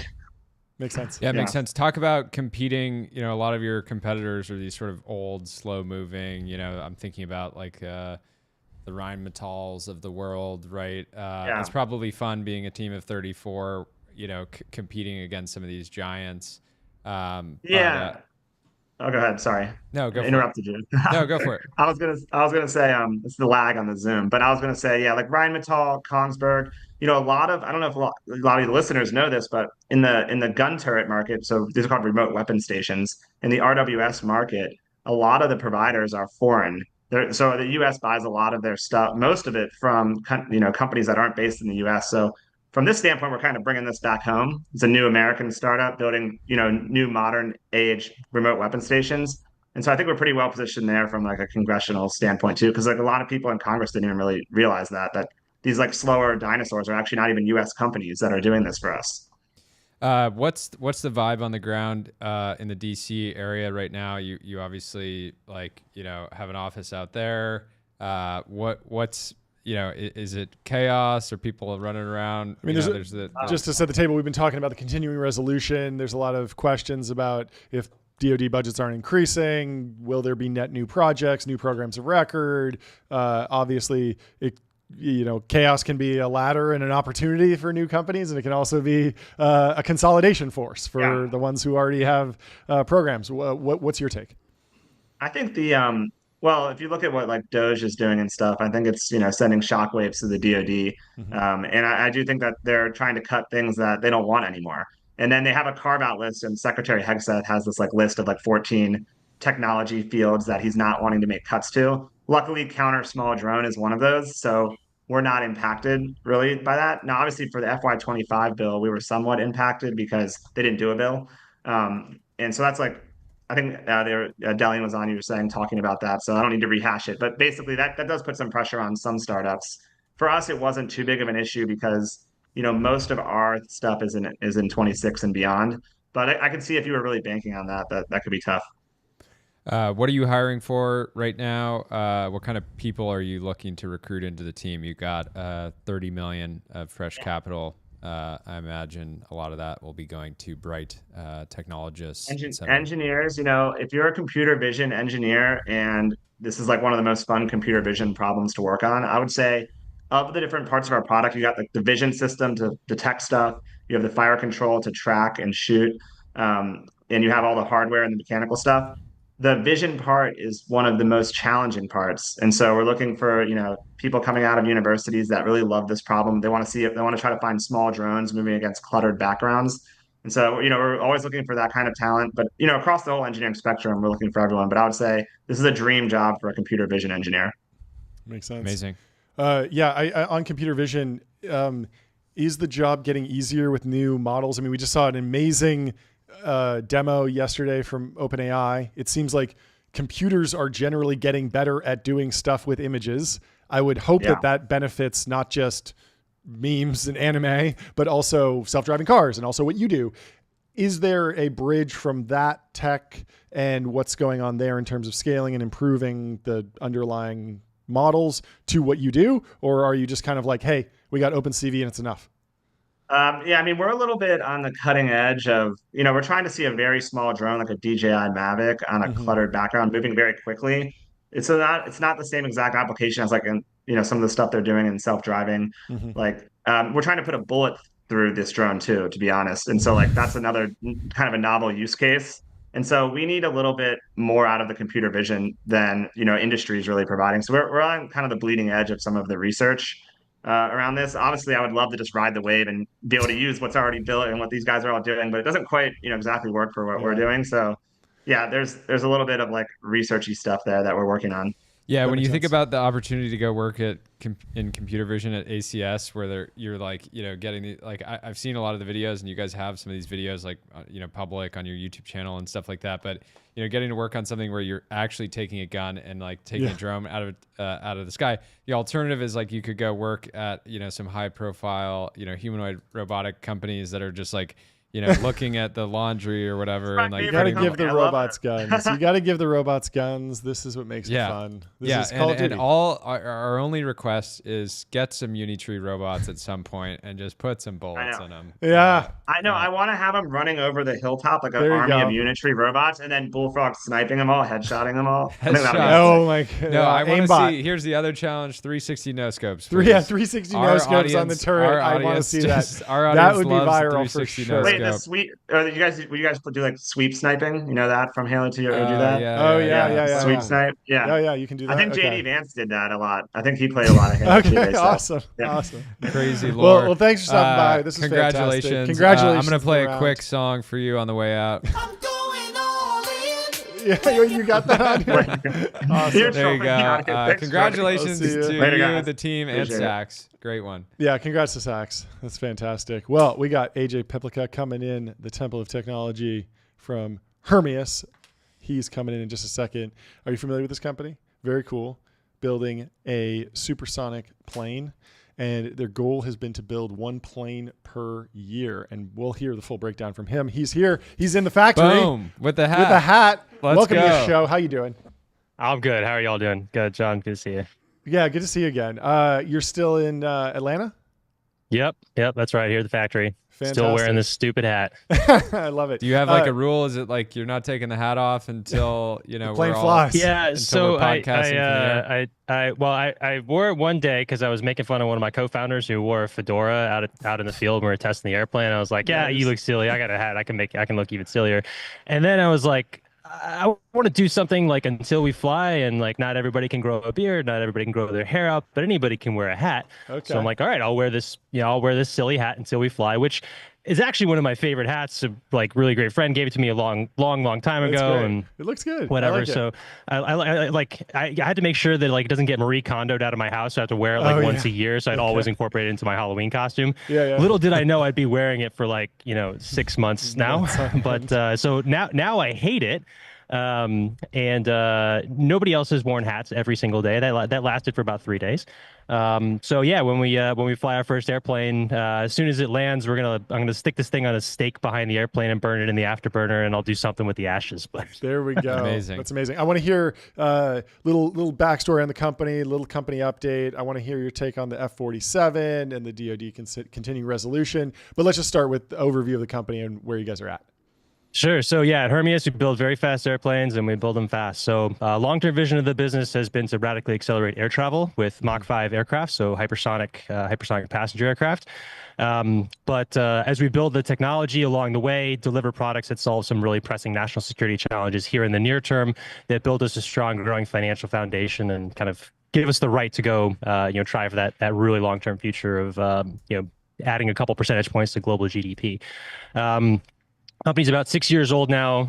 We've done a ton of development on the propulsion systems, engines necessary for these kinds of vehicles, and now over the past couple of years, as you mentioned, we've been starting to get into our aircraft development cadence. So a lot of the blood here comes from SpaceX. So the way that we've kind of designed our program for how do you build fast airplanes is to build a lot of prototypes and build them on a very fast cadence. So really bringing iterative development to aircraft for the first time in a very, very long time. So that's resulted in us being able to develop our first aircraft from setting requirements to being ready to fly minus the FAA. So here's the hat still, but ready to fly in about 15 months, which as far as I've found is like the fastest jet aircraft development in about 50 years. So this is like back to the Kelly Johnson Skunk Work days. That's so fantastic. we've proven we can. Right away, my first question is you're going from 0 to a real product in 15 months. That's intense speed, even for somebody building like a robust CRM, right? You guys got to do something a bit more. You got to be a bit more than just robust, right? If you're gonna like fly something through the air. Yeah. But where do you even start with this? Like, is there like effectively like open source kind of like designs, information, schematics, et cetera, that you can kind of pull from to like pull forward that development timeline, or is it just like It's actually ChatGPT. I'd like one blueprint for one blueprint, hypersonic please. plane, No, please. we're a grok company here. Oh, okay. Yeah. Let's go. No, like the place that you start is fundamental physics. That's Okay. it. Yeah. Like there's plenty of stuff in the supply chain where you can buy parts and components and things where you don't have to reinvent the wheel. But if you are not starting with the fundamental, like understanding the problem and simplifying it as much as possible, there's no way you'll ever meet a timeline like that. So like really simplifying the problem, making the problem dumber than you, so that you're not trying to outsmart it and you're only doing the things that really go to answer the questions that you're trying to answer, which for us for this first airplane isn't like, can we build a hypersonic airplane? It's, can we build an airplane? And can we do it fast enough to support this development cadence? So like this, quarter horse Mark 1, which is the first aircraft, it really only has to do like two things: take off and land. That's it. Yeah. And we've learned a ton already that we've already integrated into like how we're building the second aircraft. So our second aircraft, quarter horse Mark 2, is supersonic. So you can probably hear it being put together literally right behind me. Amazing. So that one should be ready to fly later this year, probably early fourth quarter, which is super exciting. Can you give a quick overview of the actual tech, ramjet, scramjet, all this mumbo jumbo? Can you break it down? And what you're doing? Yeah. So we don't use scramjets here. It's all ramjets. So it's literally the simplest propulsion concept that there is out there for air breathing propulsion. Like when you're in aerospace engineering school and you're learning through all these different engine types, the very first one you start with is a ramjet, because there's no moving parts. It's just compression, add fuel, burn it, exhaust through a nozzle, generate thrust. So those engines can't really run efficiently until you get up to somewhere between Mach 2.5 and Mach 3. So you have to use a gas turbine engine, turbojet, turbofan to get up there. So we've put those two types of engines together into a single engine. We've demonstrated that on the ground, transitioning from a pre-cooled afterburning turbojet to a pure ramjet, and then back again. So we have an engine capable of doing that, and now it's a matter of iterating through the aircraft side to be able to do that in the air. You talked a little bit about FAA sort of approval, delay, that cycle. Was there ever a possibility, or is this even something that you would consider to say, like, the FAA is going to take a long time, why don't we just ship our plane to some other country that will approve it quickly? Yeah, did SpaceX do Kwajalein? Yeah, because there's a nuclear company out of El Segundo that just is Thailand, in the Philippines. The Philippines, right? Yeah. And I was just sort of wondering, is there something you could do there to kind of you're building so quickly? Yeah. Ideally, you could test quickly and not Greenland, get held up by Antarctica. Moon. Yeah. I think we'd have to be incorporated in a different country fully to be able to do that. So that has other implications. But even if we took the aircraft to Australia or Kwajalein or somewhere out there, we're still an American company, so we're still under the jurisdiction of the FAA, even though we're some other country. And and the reason for that is because yes, other countries have their own versions of the FAA. There's an international body called ICAO, but generally, since the U.S. has pretty much always been the leader in aviation and technology, and especially on the commercial side, everybody just kind of defers to what the FAA does, so it kind of just trickles back to them at the end of the day as well. You talked a little bit about your technology one day being able to increase global GDP. I assume that if you can just move stuff around the world faster, move people and products around the world faster, that will just sort of accelerate growth. But could you extrapolate that on that a little bit? Yeah, I mean, it's a historical trend that you can see in a number of different things over the course of human history, where you've accelerated the rate of transportation within a network, and that has increased trade. So trade and cost and therefore distance are proportional to each other. So if the kind of unit that's used in these type of analyses is called economic distance. So it's a mix of actual distance and cost and time and all of those things kind of wrapped into a single metric. So if you can shrink the economic distance, between two economies, you will increase the trade between them. It's a gravity model. So you have two bodies. The closer you bring them together, the stronger the force of gravity is. So trade is like gravity in this case. So can you talk a little bit about your reaction to the F-47 program? Boeing won a $20 billion contract for the 6th gen fighter. It's a nod. The design is a nod to the P-47 fighter, and there's competition between the major primes, but I'm sure you have some insight into what's going on here. Can you break it down? Yeah, I certainly have no insight behind closed doors. Of course, so I guess I can make up whatever I want. But I think from the outside, I think it's clearly a capability that the U.S. Air Force really thinks that we need to solve some really, really tough challenges. When you look at what the Air Force is tasked to do, maintain air superiority, basically globally, all the places where we have interests. And one of the most important one of those places is, in the Pacific and maintaining freedom of navigation. We're seeing how that's going in the Middle East right now. Yeah. We all got a nice inside look to some of that this week, but it's a really hard problem. The distances are really long, and our current fleets of fighters, be they 4th gen, 5th or gen, they really don't have the legs to cover the kind of ground that's required out there. So I would not be surprised if this aircraft was significantly larger than what we've seen before, increased range, those kinds of things. That's just kind of the nature of the problem that's out there. But 20 billion feels low to me. Since in my mind, it's like F-35, it's $1 trillion program. Is this one of those things? I mean, this is like the startup just for program? the EMD phase, engineering, manufacturing development. So it's like the R&D phase. Like, so you built a prototype, now like go turn that prototype into a production. This is like the ChatGPT prompt phase. Right. Do these companies get so big that there's just like, massive variance in terms of like competency, right? Because like over the last couple of years, I think a lot of people that I know are like, I don't want to fly on this like, Boeing jet. I'm going to go like take this flight with an Airbus or whatever. But like clearly the government has like confidence in Boeing. Is that just like the norm for all these contractors once they get to a certain scale? Like there's certain teams that are just like highly competent and sort of at the forefront of some of this stuff, and other teams that just have, maybe leadership issues or, more cultural issues, et cetera. Yeah, I mean, I think each of the primes have their advanced development groups. Lockheed has Skunk Works, Boeing has Phantom Works, Northrop has their own, and so forth, that kind of do these early stage development programs that precede production. But frankly, I think all of them have like really grown like pretty old and sclerotic, to use a Trey Stevens term. And I think the evidence of that is like how long it has taken to develop new aircraft in the modern day. There's this chart that I absolutely love. It's a timeline on the bottom, and then how many years from like program start to initial operational capability for aircraft from 1945 through 2005 to 2010, something like that. So between 1945 and 1975, the average time to bring a new aircraft from like the beginning of the program into an operational capability was 5 years. Wow.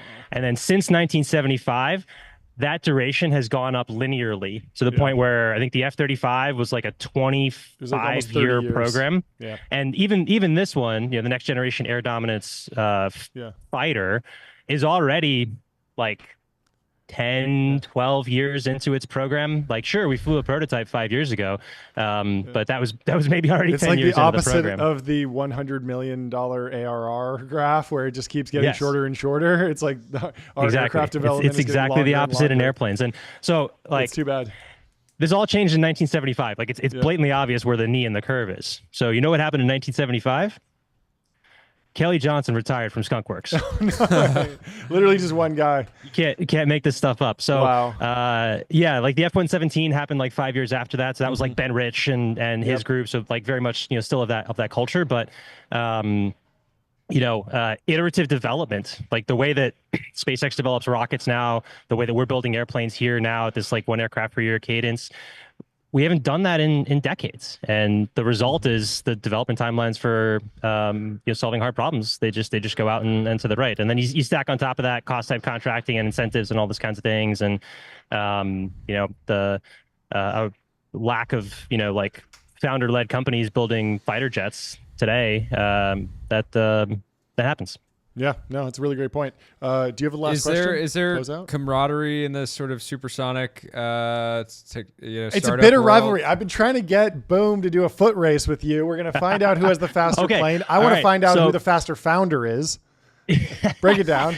So I'm finally having knee surgery. Okay. To fix my ACL. Okay. So it's specifically for this reason, so I can run this race. This is why I'm doing it. So anyway, for those who don't know, Blake Scholl is over at Boom, also building hypersonic technology. Very different application, very different path, very different scale company and stuff. But I love the idea of there being like serious drama in this space, and like we can track it day by day. Oh, what's AJ doing? Are you on Blake's team or AJ's team? I think it'd be great for the industry overall. I was looking at it as like it's good for the industry overall. Exactly. If we're like, hey, we just want to fly at hypersonic speeds. Yeah. Like we want to be able to do it in every application. Like I want to see T-shirts just random normies are wearing like Hermes merch because they're so invested in the drama. Like straight up Vanderpump Rules level, like People magazine, paparazzi photos of you anytime you go outside. This is my dream for what tech can be.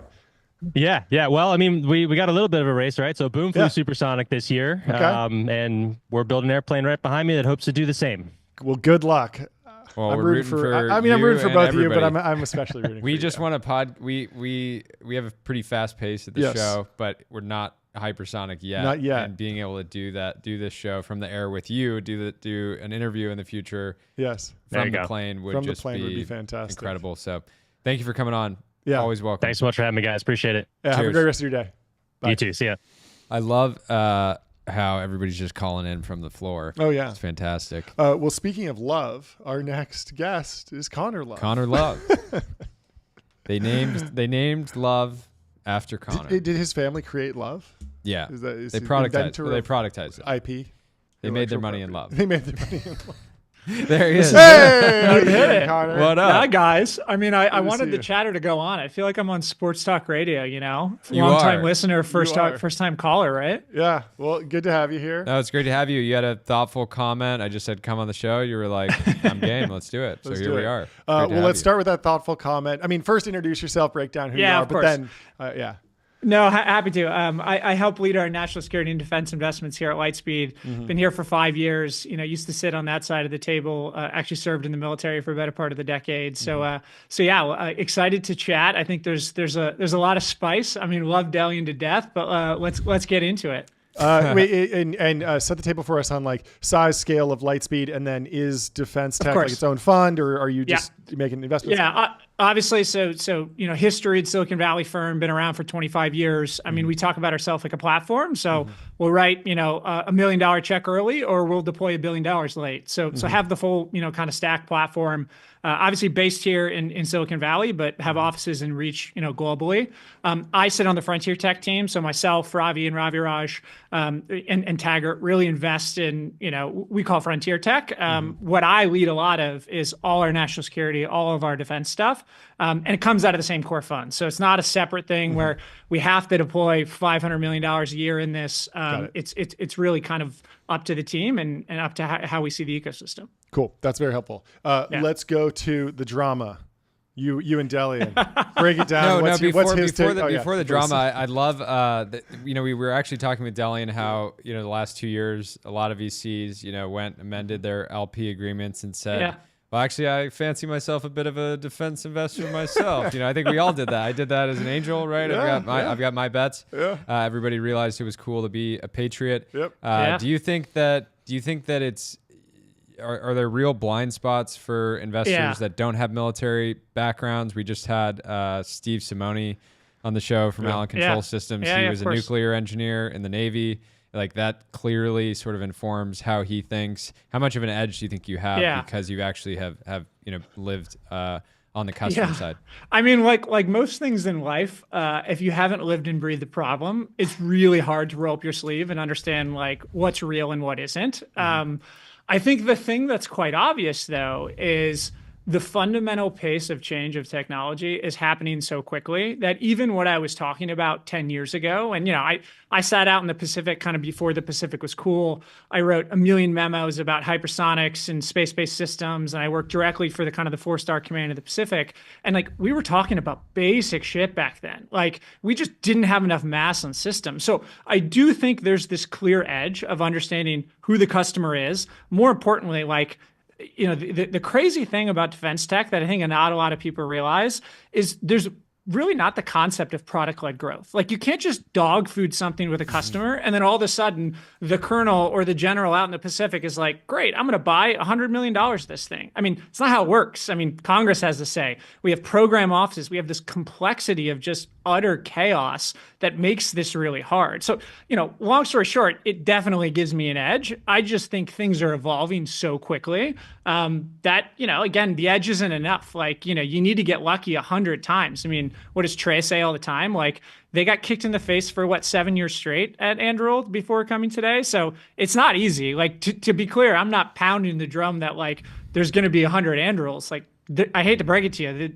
there's not. There's going to be a lot of investors who are going to lose their shirts. There's going to be a lot of entrepreneurs who are going to try and fail. But as the cold-blooded American who served and been on that side of the, this is all not good for us. More people building new technology to get in the hands of warfighters. The question is as a DoD, are we going to get out of our own way and buy the right stuff at the right timeline? Yeah, I was always bullish on that with the hard tech. Even if it was a bubble, it's like it's so much better than some of the other tech booms where it falls out, and then what are your durable skills? Just shilling meme coins and that's what you're going to do next. It's like, at least if you like, graduated college, went to work for some hard tech company, it fails, but you learned like system design, like welding, like, DoD, like you learned so much of these like tangible skills. Like at the very least, like, okay, yeah, the VC dollars, they didn't just go all to Facebook. They went into buying manufacturing capacity. Maybe that manufacturing capacity didn't produce profit, so it's got to get rolled into other stuff, but at least we have more machines in America. So 100%. I was always like, there could be like a peace dividend from a bubble, even if there is a bubble and there's a washout. Anyway, do you have a next question, or you want to move on to the continuing resolution? Let's get into that. Can you start by like breaking down just how you processed the information and the news around the continuing resolution? Maybe restate what you feel like is going on, and then your take on it. Well, and I think this is, I won't get too in the weeds, but I think this is really important to fundamentally understand how Congress and how our Department of Defense spends money. And I think like people just read the headlines, the defense news, and they're like, Elon's cutting budget, continuing resolution. And yet all these companies are being funded. Like, what's going on? Like, there's this clear misalignment. I think the reality sits actually a bit more nuanced than that. And when you look at how the Department of Defense spends money and Congress allocates money, we pass this thing called the National Defense Authorization Act. And this is literally the president, Congress, both sides of Congress sit down and they say, what are our needs? What are requirements? And then what they do is they pass a law very clearly that says, here are the budget tables. Here are the things that we're going to be spending money on. And it's this like, I give the Andro guys a ton of credit here. Like, it's rocket science and literally what you're building, but it's not rocket science to figure out what the federal government actually wants. Like, we publish these things called J-books every year. We pass laws. And so historically, if Congress and government works the way it's supposed to work, every year we have this new National Defense, Authorization Act that gives the Department of Defense a budget table to say, hey, Air Force, here's $100 million, go buy space lasers. And when that happens, you get this really predictable nature of what's going to be bought, when it's going to be bought, and the quantity. The problem is when you have disruption like we have right now, like politically in the government, and you can't pass an NDAA, and let's be honest, like this has happened a lot in the past. You do this thing called a continuing resolution. And a continuing resolution, just as Delian said, is this like blanket Band-Aid where you just set an arbitrary period of time in the future and you say, hey, just keep the thing going. Let's keep the thing afloat. Let's kick the can down the road. And this is like, let's be clear, like this is not bad. Like this is not good. Like not how a functioning government should run. But I think the nuance here, and this is like what gets me so giddy, and like, to Delian's point, like, yeah, like the Matt Steckmans of the world and, those guys aren't like tweeting at him saying like, you're wrong. It's because like those guys who really understand what's happening and how to sell the government, they're actually texting their co-founders and they're sprinting that shit right now. And that's what's happening. So this continuing resolution, the nuance here that happened is, again, like, go read the section, go read the bill yourself. But effectively, the rule was changed where you're allowed for new starts. And new starts is just what it sounds like. It means that you can start a new program and allocate, money towards something new. And again, like there's also a ton of bad in there. There's rescissions. There's like, hey, you can no longer have $100 million for space-based lasers. You can now just have 90. But where the like, and I made this like, there are sharks and there are minnows in this, in your budget, happening right now, is the sharks, the guys like Brian Hargis, has done this at SpaceX and is at Castilian now, like, the Steckmans and the list goes on and on. What they're doing right now is they're looking at each of these new rescinded budget lines, each of these new minimum lines that Congress has gone back and forth on the CR, and they're going to those program offices and they're saying, hey, maybe you don't need 90 million, maybe you need 80. And the nuance here of why this is important is each one of these new budget lines are theoretically, and the key word is theoretically, allowed to be moved around now. And so what I'm seeing in my signal chats and my discussions with both people in government and those what I would define as like tier one founders and go-getters is like, holy shit, like there's $300 million that, again, it's a big if right now, but there's a lot of money being moved around. And so when I made that comment and when I look at, kind of this broach of broadly, like there's so much disruption and there's so much variation of what could happen one way or the other, is like, I actually think you're going to see one of two things happen this year. You're going to see a small amount of companies, and timing, like anything in venture and starting a company, is really important here. If you're in the right spot of the kind of growth journey with your product, and again, like, this is the beautiful thing about hard tech, if your product doesn't do what it says it can do, like, who cares? Like, move on type thing. And that's the beauty, where the chickens are all going to come out to roost for all of us at some point. But again, I just think there's so much in your money up for grabs that I think by the end of the year, and hold me to this, you're going to see 1, 2, 3 companies that will get, high hundreds of millions of dollars of in-year revenue grabbed for real production, real OT contracts that has never happened before in a CR or non-CR. Very cool. I got a bunch of follow-up questions. It feels like the United States does our defense budgeting and planning. We're like building in public, and like we joke about this all the time. Like, building in public for most people, like, sure, share maybe some progress, like get excited on the timeline a little bit, but generally, like, you're just sort of inviting, like, unwanted you're saying attention. The CIA's black budget should be 100% of tax revenue. Essentially. But no, I like that. No, but like, how does China approach all this stuff? Like, I have no idea, and maybe you don't either, but maybe you have insight. Like, it seems like they wouldn't be like, yeah, we're gonna just like air our dirty laundry out here and like be like, well, it's America, we're gonna baby. tell, is it, break it down. Yeah, at a high level, what we have working against us is, for better or for worse, the Chinese government is pumping an insane amount of state and federal dollars towards these critical technologies. Like, there's a VC ecosystem that exists, obviously, but like it is in, it's nothing in compared to the amount of money that China as a state entity is putting behind everything from rocket launch systems to missiles to autonomous systems to AI ecosystem. And what you don't have, obviously, in the United States, is you don't have this massive kind of, call it industrial complex, where it's like, we have this thing called SBIRs, these small business innovation research grants that like are $2, $3, $4 million that help people get off the ground. So there's this huge like parity of just R&D spend that is happening. And when it's coming from the government, it might not be efficient, but it's so large in a way where you're just able to fail 500 times. And like, it's not like the VC fund goes out of business, and, it's like, the government will keep existing and keep pumping dollars into it.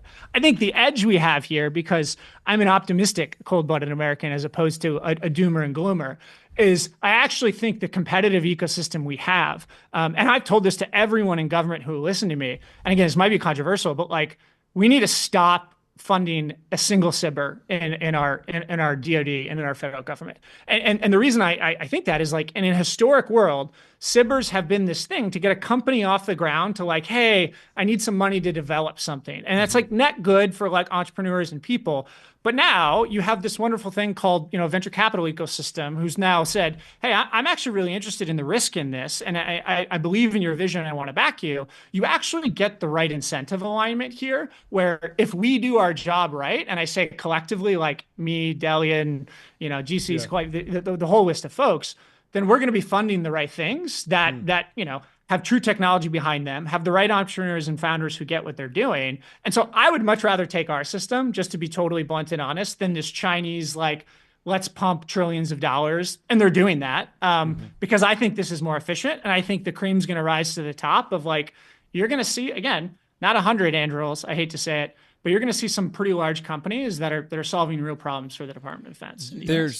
You mentioned space lasers randomly. Yeah, sorry, so is that like this ties into kind of a question I had, which is within defense tech, there's technical risk and then there's distribution risk, and it's almost like the distribution risk kind of weighs over the technical risk, because even if you're building like, autonomous submarine products, well, then it's like, like you could build the amazing product, maybe you can't actually sell through, but on the tying off of the space lasers thing, like, because there's so much distribution risk, are we taking enough technical risk? Are we funding enough sort of like weird science fiction, or is that better suited for skunkworks in the government or do we need to get weirder? I actually think it's the right question, and it, I'm biased obviously, and I see how we do things at Lightspeed.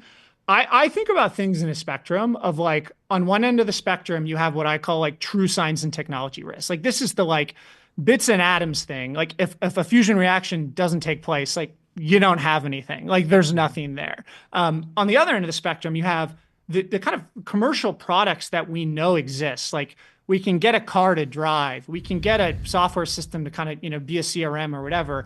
It's like, you have arguably no tech risk on that end, but you have huge kind of product market fit, like customer go to market risk. I think the holy grail, and again, we take this approach at Lightspeed, is like, number one, like you need to build a portfolio that's really thoughtful about the type of risk that you take. So on one end of the spectrum, I wouldn't take fully science and technology risk. On the other end of the spectrum, you're not going to have big enough outcomes if you're just making another CRM or a software tool to apply to the government.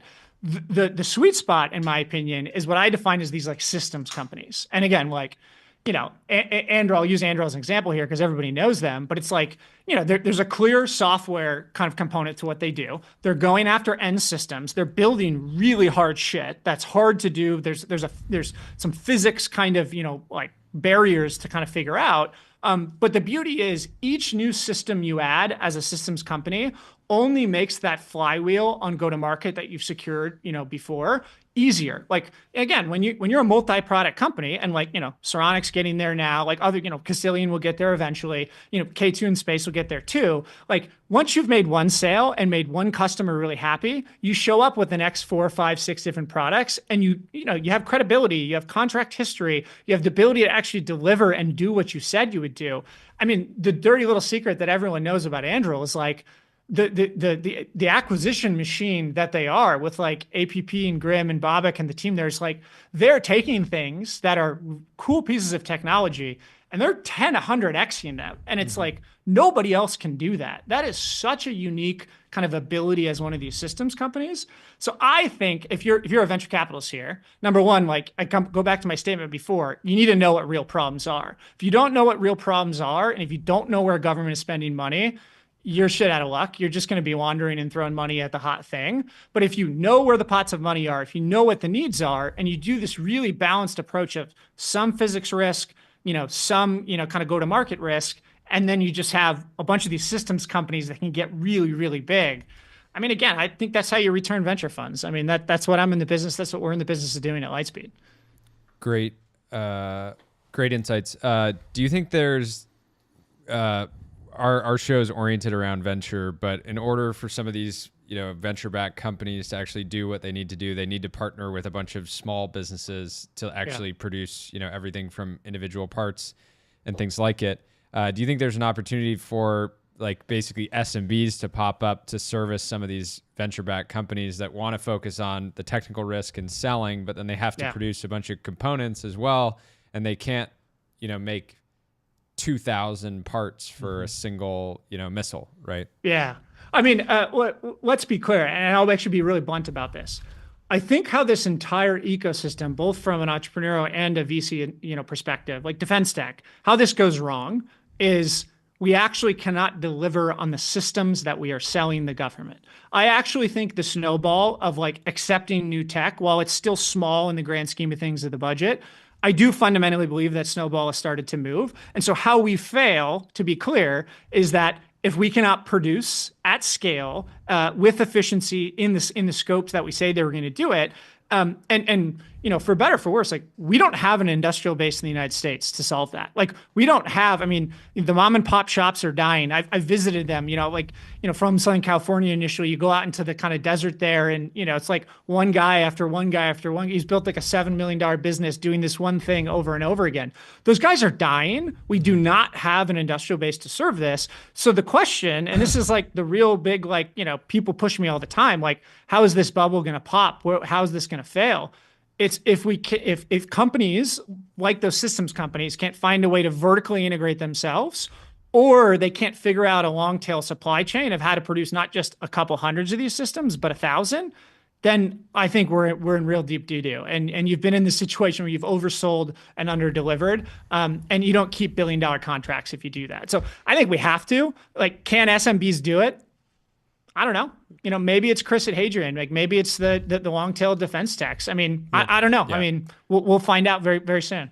Yeah, I was going to ask about that. In terms of, there's this meme of like, maybe it's very risky to directly compete with Anduril on a program that they might be launching like next month. Like they launch very quickly. But what is interesting to you? Where do you see the opportunities in hard tech, but non-competitive with Anduril? We talked to AJ at Hermeus. I don't think Anduril has plans to work on a Mach 5 autonomous plane or passenger airliner. Hadrian and even like a Rainmaker, like, you know, it is like Anduril hard tech coded, but it's so far afield that it feels safe to work on. What would your advice be for the next generation of hard tech engineers? I mean, again, like I'll start with the same through line I said before. There's not going to be 100 Andurils. Like Anduril has a clear, unique market positioning of how they build different products into their family of systems. I think the way to think about it, both as an entrepreneur and as an investor, is I actually think about like unique fences you can draw around, not just around like a technical product, you know, a system, but also a customer. And I think this is like really important when, you know, if you don't understand how the DoD works, like the Navy has all their different program offices that like some for underwater, some for surface, some for missiles. And you know, those program managers, like they want their solution to build the better thing to then, you know, deliver better tools to the Navy. So if you can be unique enough, and part of this is like, yes, looking at what the large guys are doing like Anduril and SpaceX and et cetera, you need to be nuanced enough initially with your product that you're showing up to the table with something new where it's like, well, you know, like, you know, Anvil is kind of doing that, or you know, Roadrunner's kind of that thing, so I might as well just buy that because you know, Anduril's been already there, they're already in the room, they already have the need. But I think the nuance here is like, if you can make a leap from a customer and a system to an adjacent enough thing where you know, Anduril might be in the ecosystem, there's still a really massive opportunity to be built. I mean, Saronic's a great example of that. Like Saronic is like off to the races now and building a bunch of autonomous boats, and like it's going to be amazing to see what Dino does. But like, you know, Anduril's underwater. Like Anduril's building autonomous systems. And I do think there's a world where both of these companies actually work really well together. And, you know, in this wonderful world where we're doing teaming and orchestration, a bunch of multiple autonomous systems, you want as many people orchestrating on the same platform as possible. I think the last thing I'll say is just like where this goes wrong. This goes wrong in a way where both Anduril, but also these companies start to build kind of stovepipes around what they're doing. And you know, there's like really basic examples. Like, you know, we want to get to a world where we have Skynet, where these systems are kind of talking to each other and playing out. And if you don't allow your infrastructure, your software infrastructure to work with other things, then number one, like you're creating a really adversarial environment with Anduril and other big guys. So in my opinion, like working with Anduril as opposed to working against Anduril is the answer here. Jordy, what you got? This has all been great. I don't think I have any. I think that covered the one thing I was wondering how you're advising portfolio companies right now. We're in a sort of defense tech bubble. We've sort of aligned on that, and it can be a good thing. And so there's definitely a push for companies to take advantage of that and say like you have a short period of time potentially before, you know, there's a cooling off period and maybe there's less investor interest, and certain investors maintain long-term conviction, but then certain others, you know, pull out or pull back. How are you advising portfolio companies on like, you need to move super quickly because, you know, there are these sort of behemoths that are going to be built in the next few years, but at the same time, you want to be conservatives because if a contract, if it takes you an extra year and a half to get a contract and then you run out of money, like it just doesn't matter. So like, how do you advise, you know? I'll actually take it one step further, which is like, if you believe you're going to win a contract in the near future and you don't make that decision to raise more capital now, you actually can't deliver on the contract. Like back to my comment of like, you got to produce real things. And if you don't have capital to build out the factory, to build out all the testing infrastructure, like you can't do it. So I again, like most things, it's a bit nuanced. I mean, the advice that I give portfolio companies is there becomes a terminal value or a value of your business that you only have one path to go. You know, and again, this number is maybe moving a little bit, but it's like the second you start to raise above 500 million, both early early investors will get a good outcome, but near-term investors and you as a company, like you're either going to be a public company or you're going to be bought for a private equity multiple. And I think the level of conviction that founders have internally on the ability to win real production contracts or the ability to deliver and get to a technology milestone should be that like internal like test of a founder of like, do I have line of sight to that? Do I believe that will happen? And if the answer is yes, and again, like you're going to need the money, then I advise founders is like, let's take the swing. Like we're in this to build massive companies. I'm not in this to build a company that gets sold to Lockheed for parts. Like, you know, whatever, maybe good outcome for a founder, but that's not what we all play for in this ecosystem. We want to build generational companies and I want to back generational founders. So it's really just that internal sense of like, all right, like this is the product. We believe we're going to win the product or we're going to win the contract. So let's do it. And so it's, I don't know, you put your pillow down at, you know, head on your pillow at night when you're a founder. And if you know, even all the risk and all the being punched in the stomach, that there's true line of sight to real production contract value, then raise the money. I think the time is right. Can you give me a little bit of a crash course on KPIs, multiples, like what stats are important for defense tech companies as they're growing? Obviously in SaaS, we know triple, double. We know ARR and churn. What are you looking at in a growth stage defense tech company? the geometry of defense tech, company growth looks unlike anything else. Like it doesn't look like software. It doesn't look like consumer. What it looks like nine times out of 10, and there are some anomalies here, and I actually think there are going to be some anomalies during this continuing resolution, but 9 times out of 10, you get this really small, like SIBR revenue. Like I don't have a system yet. I got to develop the thing. I got to go get someone to pay me for some small, like $2, $3, $4, $5 million R&D money. And as an investor in this ecosystem, I actually discount all that revenue to zero. I don't, you know, whatever. It's not like we're applying multiples at the early stage, but you know, you see this like middling. And then you see, again, this just stepwise change and improvement where, you know, people overuse the term, you know, program of record. You know, most times it's actually not a true program of record. Like, you know, it's actually either just a really large OT other than transactional authority or something like that. But then you see this stepwise change of like, okay, you got, you know, children dollars, and then you got this massive kind of, call it 200, 300, $400 million contract. And so the KPI that I always think about is like, there's a separate technical timeline of de-risking your system. And like, it's our job as investors to roll up our sleeves and be like, is there real progress? Can we see this? Is there more testing? Like what's happening from an iteration perspective? But then the holy grail is like, and this is where you're either really smart as an investor or you're really dumb, is, you know, you make you lead with the preemptive term sheet, you make the investment actually right before that tick and right before that big production. Because the beauty is you win a $300 million production contract. Yeah, maybe it's over a couple years, but like that's the base cash line of your business. And that's the like get out of jail free card of like, hey, now we're not using a ton of venture dollars to develop the next thing, to build the next factory. So to me, it's like you get that internal feeling of where we are, like how close we are to those programs. And like, you know, it's not a clean, you know, net dollar retention is this, you know, you're doubling year over year, tripling year over year. You just got to be nuanced, and you got to know what the hell, you know, program offices care about and how they move. That makes a lot of sense. I've loved having you on. Yeah, this is great. Thank you so much. Fun. This is really yeah, guys. Any you know, when you're you know, next time you're putting $500 million into a cool company, join with the founder. Yeah, we'd love to have you both on. That'd be amazing. Yeah, guys. Well, I appreciate it. Love what you guys are doing. Huge fan. Thanks so much. All right, awesome. Chat soon. Talk soon. Bye. And we got Chris Power coming on to the show next from Hadrian. He got a little mention in that earlier interview. Connor mentioned it. I'll be right back. And Jordy is taking a break. Well, we will be back in just a few minutes, folks. But in the meantime, let me tell you about AdQuick. AdQuick.com, out-of-home advertising made easy and measurable. Say goodbye to the headaches of out-of-home advertising. Only AdQuick combines technology, out-of-home expertise, and data to enable efficient, seamless ad buying across the globe. Go to AdQuick.com.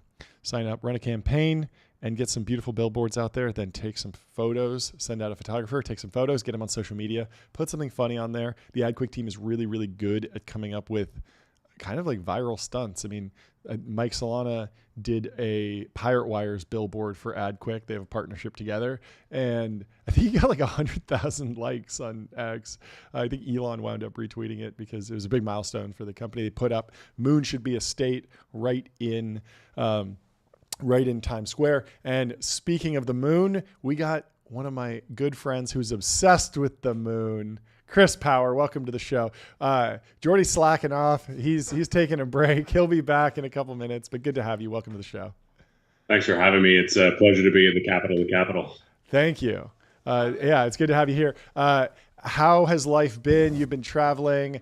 You were spotted on a flight to Washington, D.C. a couple weeks ago. The paparazzi caught you. Yeah, that was crazy. That was crazy. I didn't realize that there's so many spies out there in Silicon Valley. But how was your trip to D.C.? It was incredible. Obviously, can't talk about most of it.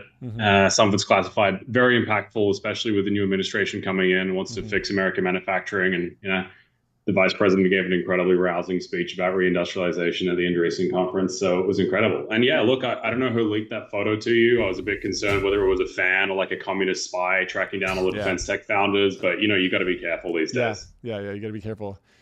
Maybe wear like a full beard and glasses next time. Full disguise. I just got to go out and say I think you have the coolest office of anybody that's been on the show so far. It's a fantastic office. What have you? Unless it's a green screen. It's not. I've been there. No, it's real. It's not a green screen. Real factory. And a lot of machines working constantly. How are the lights today? I know that on the top of each one of those machines there's a light. It can turn red. It can turn green. How are we looking today?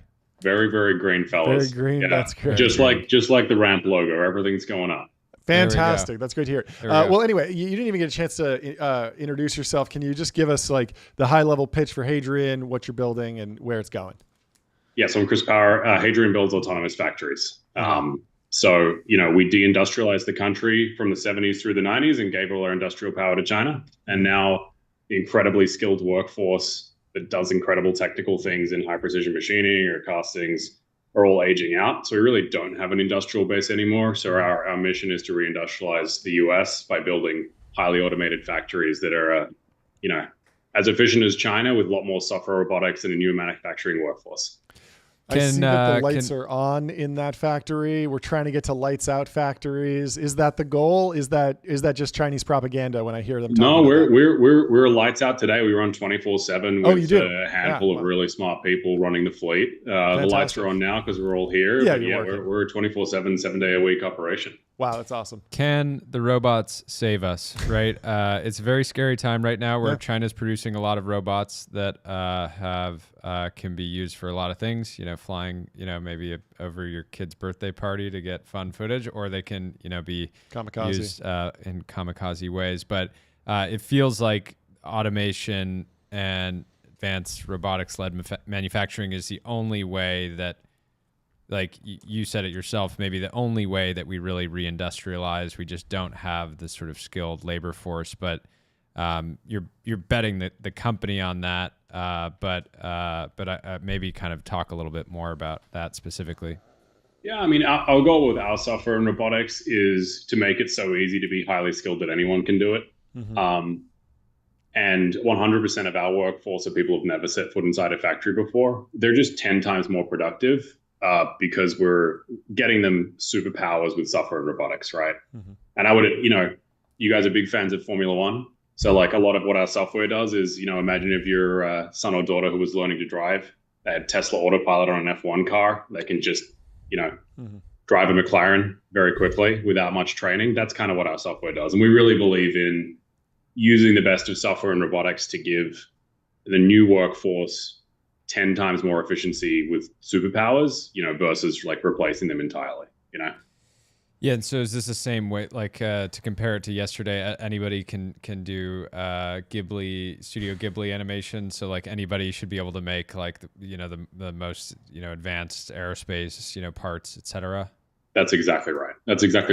Yeah. Do you think we can get to what was impactful yesterday is that over the past maybe a couple years, if you were really, really good at prompt engineering, you could you could kind of create some outputs like we were seeing yesterday, but the average person would go into these models and they wouldn't have any success, right? They tried a couple times and be like, this is slop. Are we still at the point today on the sort of manufacturing side and what you're doing where it's like you need to be like actually like very, very good, but you're sort of aiming to get to that point where somebody can come in and just sort of like make a part and one shot it? I think 80% of our processes we're at that point where we're in Ghibli mode, one shot. There's some really deep digital manufacturing stuff that you still need an expert to do. So we're in the like software engineer is 10 times more productive land versus anyone can code. But I would say 80% of our factory is like anyone can code today. Are there the specific programming language is like CAM programming, right? Isn't that it? Yeah. Is there like are there LLMs that are good at that type of coding language? Like there's no cursor for CAM that you're like on top of and just plugging in to speed things up? No, so we had to build that full stack ourselves. Okay. And the main reason is all of those digital manufacturing tools, which are super hard to use and you need to be an expert, generate basically terrible assembly code that the machines run on. Yep. But because American manufacturing is largely regulated in ITAR, there is no training data on it's the on internet. The web. Yep. So one of the reasons why our internal models actually work for manufacturing, machine learning models, is because we're the only ones with a labeled data set because we're creating it daily in the factory. Yep. There is no Stack Overflow for manufacturing data. So none of the off-the-shelf models actually have ever been trained on any of this. Interesting. I imagine that every hard tech, defense tech, frontier tech founder eventually has to come through and kiss the ring at your factory, just because it's like, hey, they're basically like, hey, we're gonna make prototypes, and then we're gonna go sell contracts, and then we're gonna eventually need to deliver on those, and like somebody's got to make the parts. How many companies right now do you have that are like, they're going out there promising these big things, and then at the end of the day they're going to come back to you and be like, okay, now we need to make this. The King thing is so funny because I imagine you work with some of these sort of more established companies, but then I'm sure there's like 100+ pretty exciting companies that are basically like in almost like in your pipeline where they're like, we're going to work with you, we just need to like prove that we can. Someone's got to make the parts for the F-47. Yeah, and someone's going to make the whole products as well. So I would say that for our large established customers, like we're making a lot of stuff for them. For a lot of the newer entrants or for new programs, we are becoming a like co-prime where the DoD. Hey, John, you can definitely make 50 drones or 50 of this product, but we'd really love you to partner with Hadrian because we think they should build your Tesla Gigafactory for this product line. There's really this partnerships model of helping them prototype and then scale rapidly. But yeah, we're like, we can only build so many factories a year. So the waiting list of everyone wants a Hadrian factory to deploy their products at scale in the US is growing quite a lot, which we're very lucky for.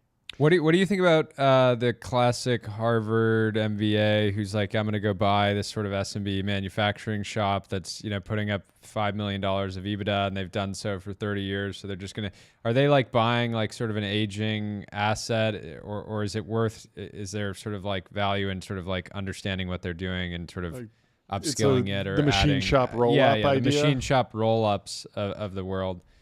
I think in general it's a terrible idea, and the main reason is like, you want to run a factory, you gotta be leading the people, and you gotta have that credibility. And no master machinist or welder is gonna respect a kid who's got a suit and a Harvard MBA on coming and telling him what to do.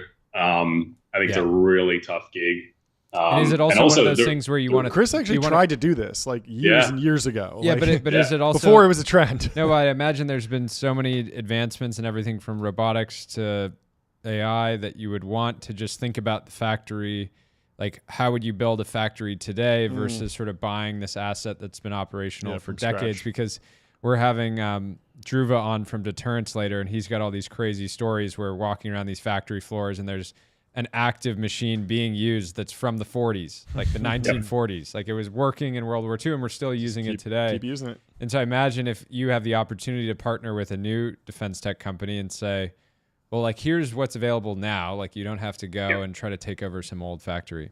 Yeah, and a lot of the capital equipment in all of the naval facilities or, everywhere in machine shops is, somewhere between from the 1950s to the 1980s.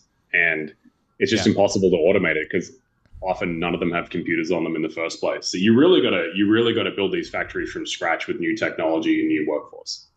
How do you think about when you're setting up one of these new factories, and for companies that are in defense at all? Are there the actual machines themselves that then sit on the factory floor? I imagine a lot of the best ones are built and designed and manufactured, everything like in China. So how do you think about sort of the supply chain for the autonomous factories that you guys are building and sort of, figuring out? It's a very hard question that the country's got to answer. So the machinery market, Air Force invented CNC machine.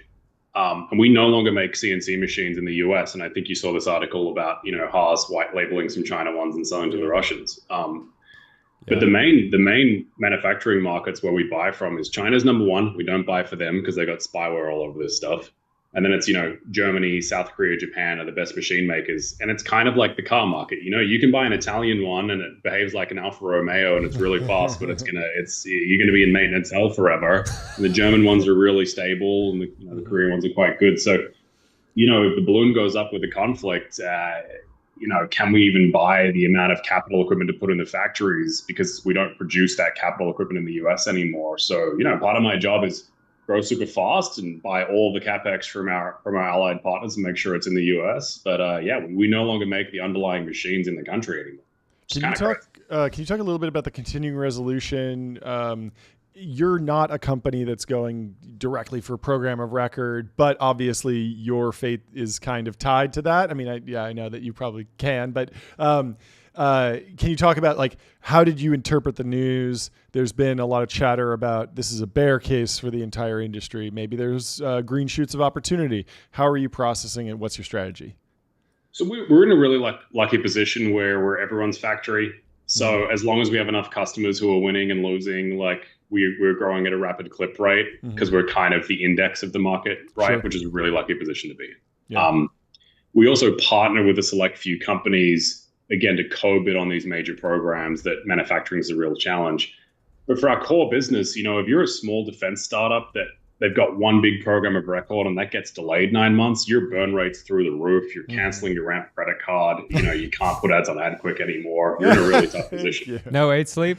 Brutal. No, sleep. I mean, if you've paid for it, 8 sleep's not leaving you. Yeah, but for larger companies like Anduril, they're working on 10 programs at once. Sure. So if a couple of them get delayed, it's not a huge issue. I think Delian's absolutely right about if you're a startup and you're bidding on one and that revenue cycle blows out 9 months, you're in real trouble. For platform companies like ours, where we're growing with many customers and some of them get delayed, it doesn't really affect us that much. And we're in a really good position where we can eat those long continuing resolution cycles because our core business is growing 10x year on year. So it doesn't affect us as much. It's kind of do you guys really care whether people watch movies on Netflix or Hulu because everyone's using AWS? We certainly don't. And we try not to have favorites, We'd love to manufacture everything for everybody. What does success look like just purely from the thing that comes to mind is there was this meme that 30% of venture dollars go to Meta, right? I don't think it was quite true, but is the future of Hadrian? It's 30% of hard tech dollars just go straight to Hadrian. Is obviously if your job is to produce products, and you need a factory to do that, a huge part of the cog should be the factory, and then I think the most successful companies that are continuing to raise huge growth rounds are building faster and better with Hadrian. I think 70% of all the deep tech dollars goes to, there's some headcount for engineering, but a lot of it is producing prototypes and then scaling factories and components. So we believe that we're quickly becoming the index of the market, and, everyone needs a gigafactory, right? That's right. What's going on? What's your thoughts on Europe broadly? We've covered the automotive market quite a lot on the show. Just, Germany's kind of throwing in the towel. Some sending their manufacturers, it was even Porsche's setting up U.S. manufacturing. I think it's a bit of a shame. Is there a world in which Hadrian, helps kind of revitalize some of these, the German industrial economy, just because maybe they have this great industrial base, but then haven't maybe focused as much on sort of core innovation around the factory? Yeah, so we have so much work to do here in the US that we'd love to support our allied partners in Europe and the Middle East and countries like Japan reindustrialize as well. And they often have this same kind of core skilled labor problem. But we've got so much to work to do here, fixing the Navy, fixing munitions production, helping our customers scale. But I think we'll get there in a year or two. I think really what you're seeing in Europe is two warring tribes. One is the people that are set their energy policy based off the poor advice of a 14-year-old Swedish girl and gave all the leverage to Russian oil and gas. And then you've got your kind of Richard the Lionhearts. It's like we need to reindustrialize Europe. Let's go make our own fighter jets and drones and naval fleets. So, it's good that the English are waking up, in my opinion. We need everyone in the fight. Fantastic. Well, that's a great place to wrap up. Thanks so much for coming on the show. We'll have to have you back soon. It took way too long to get you on the show. I know. We messed up. But this was the perfect day. It was a great day for this. And you've been busy. It's a perfect day. I'm happy to be at the capital of capital anytime. And, God bless the United States of America and, the financial system of the U.S. economy. Thank you, gentlemen. It's just fantastic. Thanks for coming on. Great to see you. Bye. Early supporter. Yeah. And I'll always remember that. Yeah. He texted me once. He was like, I'm working out at the gym and I'm just cracking up laughing about your holiday guide or something like that. We had a lot of fun. We're a lot more serious today, still trying to inject some humor, but having a lot of fun with it. And we have another guest joining in just a minute. But, maybe we could run it back. Public.com, baby. We've already done the ad read. We're doing another. We're doing investing for those who take it seriously. Multi-asset investing, industry-leading yields. They're trusted by millions, folks. Get over on public.com. Ben, do we need to do some timeline, or do we have a guest? We have a guest in the Temple of Technology. Can I get another? Welcome to the stream. How you doing, Aaron? There he is. Boys, how are you? We're great. I think if you turn your camera horizontally, we'll have a little bit better frame over here. Is that possible? That might be tough. He's on an iPhone. No, that looks great. There we go. Thank you. That looks great. I don't know what you want to show us, but we love that you're on the factory floor calling in on Defense Day at TBPN. What's new? Can you introduce yourself? What do you do? Where are you? Etc. Sure. Aaron Slodov, CEO of Atomic Industries, and we're teaching AI how to do mass production here. We're in Detroit. Can I turn my camera around? Yeah, you should. You can do anything on the phone. Yeah, there you go. Oh, there we go. Is that all right. Cheeto? So, yeah, this is the Cheeto. This is a very, very big boy. This machine is 18 feet tall. Okay. Wow. And right now we're loading in that job that's going there. We can go down there, take a little walk. Cool. This is great. This is our just Detroit correspondent. Yeah. Aaron Slodov. From the front lines. Why not? For anybody out there who gets motion sickness, maybe go audio only right now. Behind me, we need to get you a gimbal. In these boxes right here, we've got a huge production program going to the New York City Subway Transit Authority. Lots of work happening, obviously. Reindustrialize, right? Cool. So wait, you're doing the meme. I am doing the meme. You created the meme. This is a very, very large mill and drill machine that we use for mold making. It's not super apparent here, but this is going to be a mold for a drone ultimately. Okay. Cool. Wow. And that thing is basically blasting holes in the side of it to drill in water channels and things like that to cool off the mold while it's running. Super interesting. Yep. And so you were talking to me early. We got coffee years ago, and you're telling me about if you need to make a lot of bumpers for cars, you need a mold for that. And so you make the mold, but the mold gets hot, and so you drill a bunch of holes in there so the heat dissipates. Is that still the playbook, or has it evolved a little bit? Yeah, I mean, basically what we were trying to prove out in the early days is our mastery over mold making, right? Sure. And so part of mass production is being able to make a mold for something, as fast as you can and doing it really well. And obviously this is the domain of tradespeople. It takes hundreds or thousands of hours to actually engineer one of these things. And, you have to build it too. So ultimately what we're trying to do is teach a computer how to actually engineer these things in minutes instead of, weeks and months. And then have it flow through the factory more efficiently than it ever has been able to. And then, once you actually put the mold into a production setting, it runs more efficiently too because it's physics optimized. So you can squeeze out way higher efficiency from these things when they're running. So here's here's one of the programs running right now. We've got, got some parts here. You can check this out. Wow. But I have no idea what those are, but they look cool. Yeah. Have you ever done any like microphones, mic stands, like any national security critical stuff, like podcasting equipment? Yeah, it's all national security, all ITAR all the time. Yeah. I do have a question about like how you actually generate the designs that then you manufacture. How much is physics-based solver deterministic computing versus more like AI generative, non-deterministic? And then on the AI side, are you getting into reinforcement learning, or is this just like, let's get a big pool of data and train like it's an LLM? Yeah. So basically what we're doing is kind of similar to how self-driving cars were built a long time ago. So you do have to have kind of like numerical solvers that characterize a physics problem pretty well. And then once you dial that in, you can start using it to seed a model to do something. And then obviously you have a factory to help you like close the loop on the prediction ability, right? So the idea here is that, with the solvers and kind of like the models that we build on top of this, you have a factory that generates all this awesome data. Ultimately, what you're trying to do is just like predict the physics of a mold and the design of it as fast as you can. So in terms of like LLMs and how they play a part in this stuff, it'll become more apparent over time, I think. But, on the physics-based side, very little. Yeah, of and course. then like in terms of like coordination and I think like execution of said designs and kind of like factory operations, it's huge.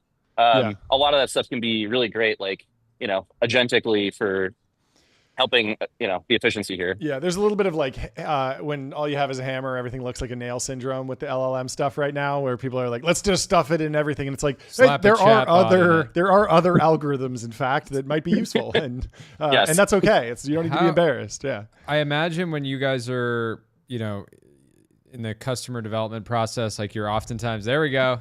That's the poop. It's the machine poop. I imagine you're competing with kind of companies in China on some of these parts. Like a lot of like, when you hear about like the Chinese manufacturing culture, it's like respond really quickly to emails, like get pricing over, be clear. Unless it's like Chinese New Year. It's don't even think about doing anything around then. But like, is that something like, do you respect their game when it comes to just like being like really fast, really clear, like focusing on cost reduction, scale, et cetera? Like, do you think we can learn from them?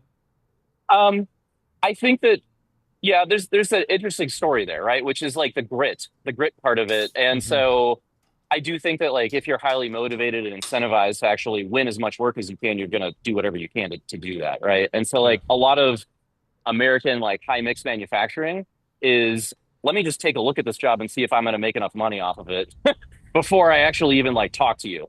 So I think this is another really interesting domain of like what software and technology will do for American manufacturing, right? Is like absorbing a lot of that complexity, being able to like quote jobs for different types of manufacturing processes, like instantaneously. This is like our superpower is innovation, right? Like figure out how to do that stuff, and then you can work around that stuff, right? Like I don't think there's a shortage of grit here, but like we've been forced into, a back alley of the value chain where we have to take a lot of high margin stuff because somebody else is out there doing it for cheaper. So yeah, I think this is kind of like where we have to focus.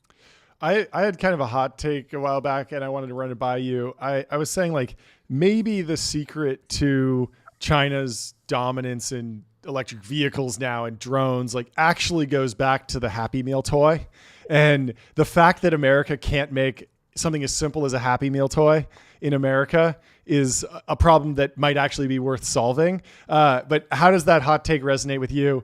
Do we need to be able to make Happy Meal toys in America? Yeah, I mean, a lot of people don't want to do like commoditized plastic stuff like that, right? Because it's not going to make them enough money. But I do think, to your point, right, like the amount of tribal knowledge and skill built around manufacturing something is what we've lost a lot of. And so that's kind of the whole point of this is like recapturing it somehow. Like, let's take the dying, evaporating amount of skill that we have left and transfer it into a machine and make people, 100 times more productive than they've ever been able to be. So I think like this is a really hard problem because you're trying to teach a machine how to do some kind of like, crazy physics-based deterministic thing. But ultimately, if you have crazy skill mastery You're over upside down now. my This bad. is an experiment. It looks fine. There we go. Amazing. It's basically it's all about like the mastery of skill that you have and how you transfer it around. So Okay. in my opinion, it's like I think the fastest way to do that is by trying to teach a computer how to do it. And then, obviously, like think about how long it takes to train people to do this stuff. It's like a decade. Do we have a decade to sit around and wait right now? No. I mean, No. All right, I want some. Okay, you I are want some- I sideways, want by some- the way.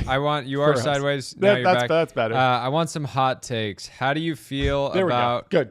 How do you Sorry. feel about Waymo? Buying cars from China. Oh, they are? Yeah, I didn't they know are. this. Huh? They are. How do you feel? How does that make you feel? How does that Aaron? make you feel? Yeah, you should have gone to Detroit. I know. You're in the It's capital what a- of Motor City. Come on. They could have bought This the is- whole town with like one dividend payment. basically. I mean, that's kind of how I feel, honestly. But ultimately, I don't know. I used to work at Waymo like 15 years ago. It's crazy. Wow. And I've seen that company, like grow over time. But it's, I mean, It's a great product. it's a great product. And I went to San Francisco like a little tourist attraction to try to get in one finally and ride it after 15 years of not making it. But oh my goodness, Yeah. this is. No, you're right. sideways again. Can you talk a little bit about just the on-ramp from our current education system, Gen Z, Gen Alpha's coming up?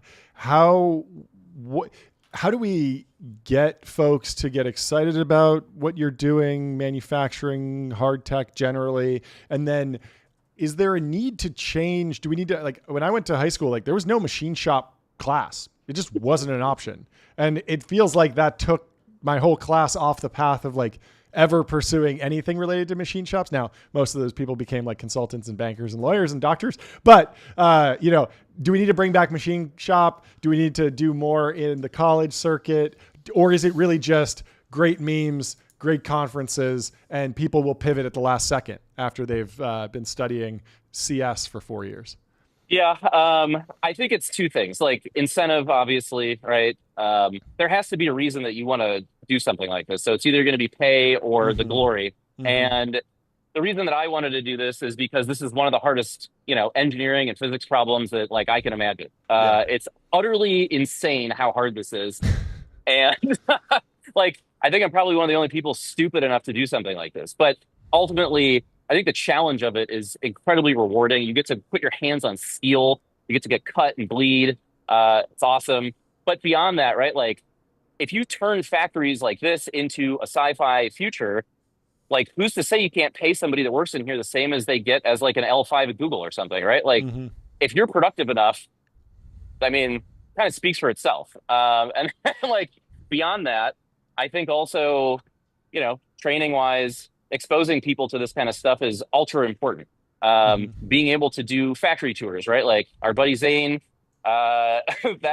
we need to like have factory tours going on all the time, but there's a transformation happening, right? From going from like the dirty, dangerous and dingy into like relatively, neat and kind of modern, but like there's another version behind this too. So I think like really jazzing people up about the opportunity in terms of like challenge and incentive is kind of like the main thrust for this. And then, there's memes, but also I think a lot of like preeminent industrialists today could be beating that drum a lot more. And, there's super exciting companies to go work for. It's a big party bag full of opportunity right now.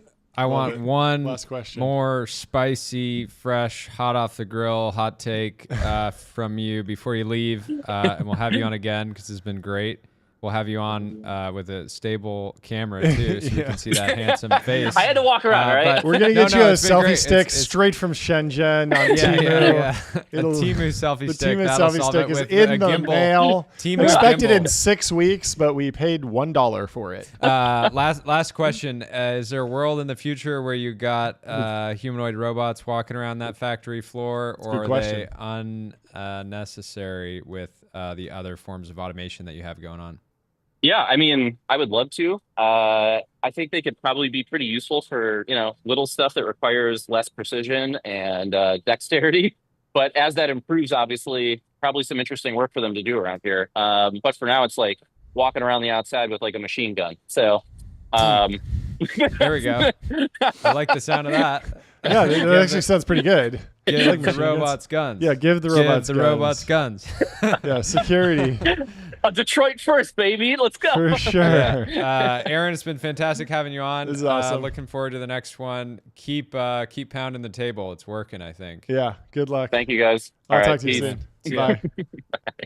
That was great. And we're staying on manufacturing, right? Deterrence, Dhruva? Yes. Can you break it down? What does the company do? I want to kind of let him break it down, okay. But yeah, Deterrence is a company that I have been lucky to be involved with myself since months and months and months prior to incorporation. So, Dhruva's texting me right now. Robots needs guns. Well, you know what else? We need? We need you to join the show, Dhruva. So let's get him in here. But yeah, Deterrence is leveraging robotics to manufacture critical components for munitions, starting with something called primer, and they're doing a number of other things at the moment. So we can let him, fully break it down. But I got some breaking news. My mom is watching, and she sent me a foghorn sound effect and said, "Ran across this and thought of Jordy." No way. Yeah, and so I'll have to send it over to you. You can add it to the soundboard. That's great. Well, so I think a lot of people are into the soundboard. And let's bring on Dhruva. How you doing? What's going on? Great to see Look you. at that Awesome. hat. He's got Aaron's hat great, on. Oh, you got Aaron's hat on. That's great. I got my hat on. Yeah, I heard Aaron talking, and I decided to bring the meme out of my backpack. That's amazing. Hey, can you do a quick, Aaron's doing the meme. You're doing the meme. Pretty much everybody today is doing the reindustrialized meme. I love it. Thank you for what you do. Yeah, it's half Defense Day, half reindustrialized day. Yeah. Eventually, we'll split these out, but much like both Intel. important. And what Dhruva can talk about is how industrial capacity historically has been a deterrent. Yep. It's no longer a deterrent. But before we get into that, or maybe like the U.S. doesn't have like the actual capacity to be an industrial deterrent anymore. But before we get into that, Dhruva, I know you very well, but introduce yourself for the show. Yep. Yeah, absolutely. Well, first off, I'm really appreciative to be here. It's been my dream since I was in high school to be on the Technology Brothers podcast. But yeah, Deterrence, just to kind of keep it simple, we're making generalized robots that make energetics, which is a fancy way to say that we're making robots that make explosives. The mission of the company is to close the munitions gap with, we call them the near peer and peer adversaries that the U.S. has around the world. We started the company about a year ago. As Jordy mentioned, he was heavily involved in that kind of founding journey. Started the company with a couple other guys. Brian, who is my co-founder at a prior company we started called Latch, which was a hardware company that relied on a global supply chain. And Henry, who came over from Tesla and had experience building kind of factories around the world. We sort of started to dive in. We heard the headlines of like, the U.S. isn't able to produce munitions for Ukraine at sort of an acceptable cost and rate. Started to try to figure out why that was. Started to visit factories and ask people in the DIB like what they thought. And, we found a lot of technology there that was from the like 1930s and 40s. So the last time America had to do a big buildup, and not a lot has changed, frankly, including like the people. A lot of the people who work in these factories are multi-generational. So, their grandparents are maybe the ones who started working on the machine and they're still there. Talk about the dynamic even in some of these legacy factories that are producing munitions that are sort of critical to U.S. national security. We've like maybe called or FaceTimed at different points when you're like walking out of a building because you're like, if a single match went off in that place, like everybody would be toast. Like these sort of And kind of leading off of that, maybe like, you know, how far behind some of these facilities are, and then like what are some of like this broader safety issues, because that was a big kind of part of the genesis of the company as well. Yeah, safety is a big thing. I mean, just to start with that, you know, so we've been really diving into the problem for the last, you know, let's call it a couple of years, and roughly every 2 to 3 months, there's an explosion somewhere that unfortunately creates a fatality in the supply chain. And, you know, and so like we felt like that was sort of just like a unsustainable trajectory, especially as we sort of try to re-energize this industrial base. And yeah, I've FaceTimed you for some interesting places. I mean, I would say like safety standards, some places do quite a good job, others don't. It's like a little bit all over the map. But what's fascinating too is like a lot of people are borrowing not just like machines from the 1930s, 40s, and 50s, but also like the safety protocols just haven't been updated to modern standards. And so to give you like a little bit more nuance, so like a lot of our team worked on like EV batteries at Tesla and Rivian and some other places. And so like when they go into these places, you know, a lot of EV batteries can, in a lot of ways, be more dangerous than some of the stuff we do, because you walk into the wrong room, you could inhale something that will like kill you. And so when they walk around, they're like, "Oh my goodness, I can't believe people are walking around with no PPE and this and that." Like, but that's just kind of how things are done, and it's worked. I mean, I guess the other side of it is it's worked for quite a long time. So, you know, you know, in some ways you have to like respect the art a little bit, but yeah, there's definitely room for improvement. Yeah, I like that with your company, like it's so easy in defense tech or anything just to be like, we're going to be Anduril too. And you found like a very like, it feels very niche. There's probably still a big vision at the end of the road, but people forget that like before Anduril was Anduril, they were like the sensor tower company, and they were working. They had a small beachhead, and then they grew from there, and that's how these things start. What have been the pros and cons of kind of putting yourself in a more niche box early on, and then when you're on the fundraising trail, hiring employees, pitching customers, how do you still tell that bigger picture story? Yeah, totally. I mean, like the rough metaphor we sometimes use is that, you know, we're sort of like the Shopify, right? So a lot of what we're doing is we're actually partnering with companies. Yeah. We're building these end weapon systems and munition systems. And so when you look across the entire, you know, spend across the category, if you will, I think the Army spends about $30 billion on munitions. The Air Force is like 100. When you go globally, that number is obviously much bigger.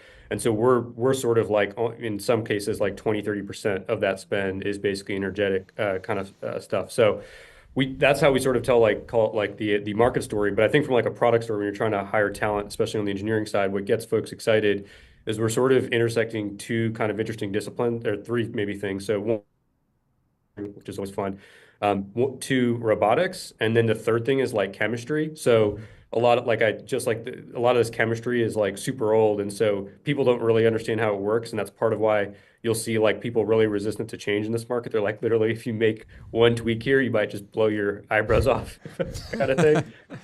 We met a lot of people who have not all their five fingers, let's say, in doing this work. And anyway, so like what we tell people is like we're able to like maybe work on some like pretty hardcore problems that will probably take 10 years to fully realize, I guess, right? And so people get excited about, yeah, the near term thing. I like to tell the team internally, like, we have like a mission that is macro, but like there's a lot of like micro things that seem to be happening right now in robotics, AI, and all these other places that, you know, we're hopefully able to lean into for the next couple decades here. Talk about the continuing resolution, which has been kind of an ongoing topic, and then what's been your strategy as a CEO of Deterrence and kind of navigating that? It's definitely been an interesting time to be in DC. I think that's maybe the most obvious thing that's been said all day. Well, you live in the DC area, and you've been there for years, so you've kind of lived it, which is different than most people that are just kind of popping in for a week at a time or whatever.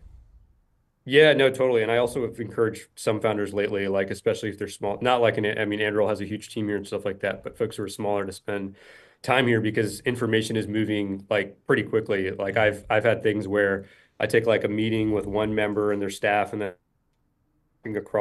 bump into someone we had met before and like get a completely different perspective on it. Yeah, look, I mean, like I think every defense tech company has, you know, roughly 3-4 layers of stuff they think about, right? So they think about, you know, how do I message to my direct customers, like the program office? How do I message to the building, which is the fancy word we use for the Pentagon? And how do we work on the Hill? I think what's unique in the last 2 to 3 months is like all three of those things seem to be moving, and you've got this added component that the administration has some very specific things that they're trying to get done. And so, like on the continuing resolution stuff, what we've been doing is like it's there's money that can still move around. So like our customers still have money to spend. So we're in a fortunate spot where they're asking for the same thing, and we're sort of going to the same program offices for stuff that hasn't been expended yet. I do think there's a lot of program offices out there, just like free advice to any startup who's listening, that haven't spent all their dollars. It's just sometimes hard to find. Like you'll have to really burrow in there, and you'll meet somebody who's like, oh, I got like $10 million to spend on manufacturing, and I have no ideas. And you can believe me, you can give them new ideas. That's great. So that's a component. Obviously, there's a reconciliation process that's happening right now. Those priorities, I think there's like 4 or 5 that have been sort of widely published. Those all seem to line up with what startups are doing. So again, my advice is just get in front of folks and tell your story. Do it directly too. Don't always do it through a lobbyist or whatever, because no one's going to be better than a founder at telling their story. And then the last thing I'd say is like, the administration's only been around for 40, 50, 60 days or something like that. Mm-hmm. And so they've got some of the top level folks, but they haven't really put people in the seats at the bottom. So really getting close to your customer right now is important to help them think through like what they might do. And essentially their new management layer kind of pops in. So if you think of like all those undersecretaries and stuff like that, like a lot of them start quote unquote in the seat. So there's kind of an opportunity to be like a strategy shaper. So long-winded way of saying like chaos can be an accelerant for a startup, and like that's kind of the situation at DC right now. Do you have a follow-up?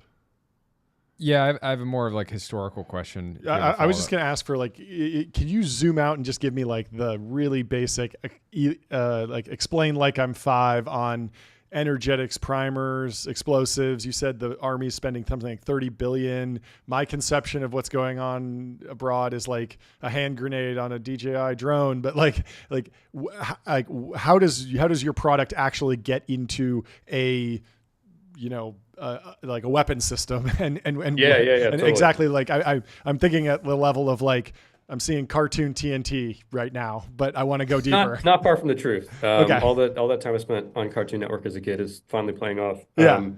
Just avoid all the things with big red boxes on them or whatever. Yeah, exactly.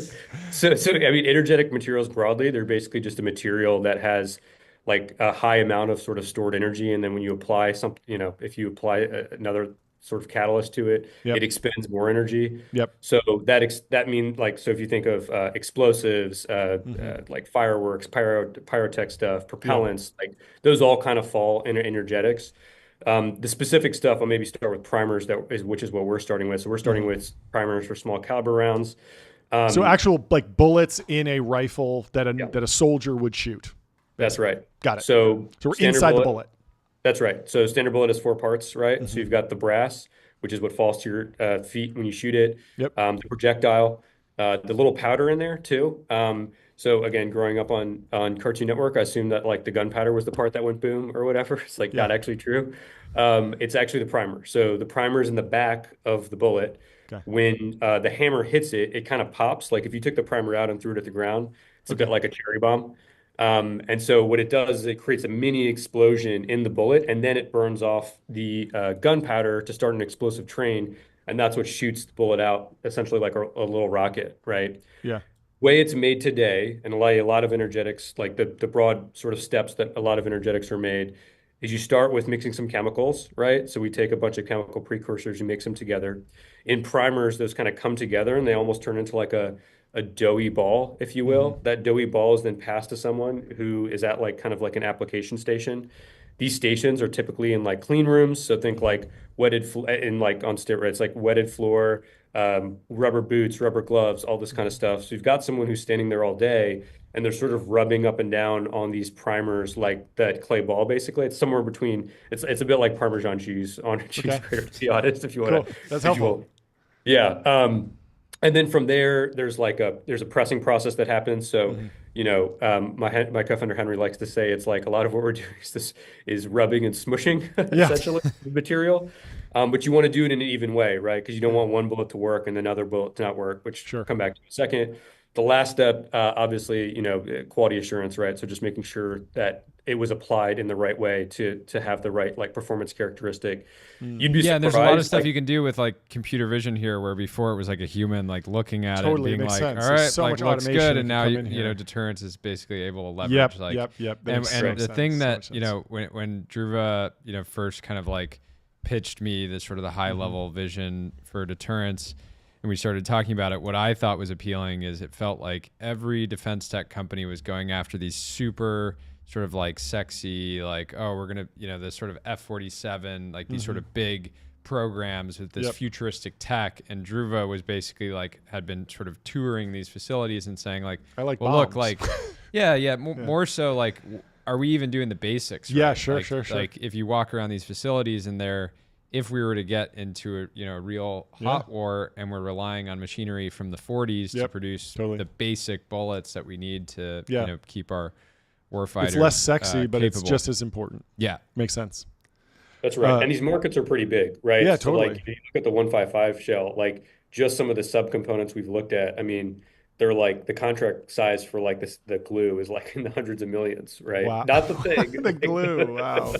That's the sealant, basically. Well, we got to go shooting. We are there some good ranges out in DC? We got to go out there and have a the ranges in DC are funny because you look around and you're like, oh, you're really good. I wonder what you do for your day job. Yeah, for sure. Well, maybe we can live stream it. Either way, we'll definitely have you back soon. Congratulations on all the progress. Our DC correspondent. Yeah. And we'll talk to you soon. Look forward to the next one.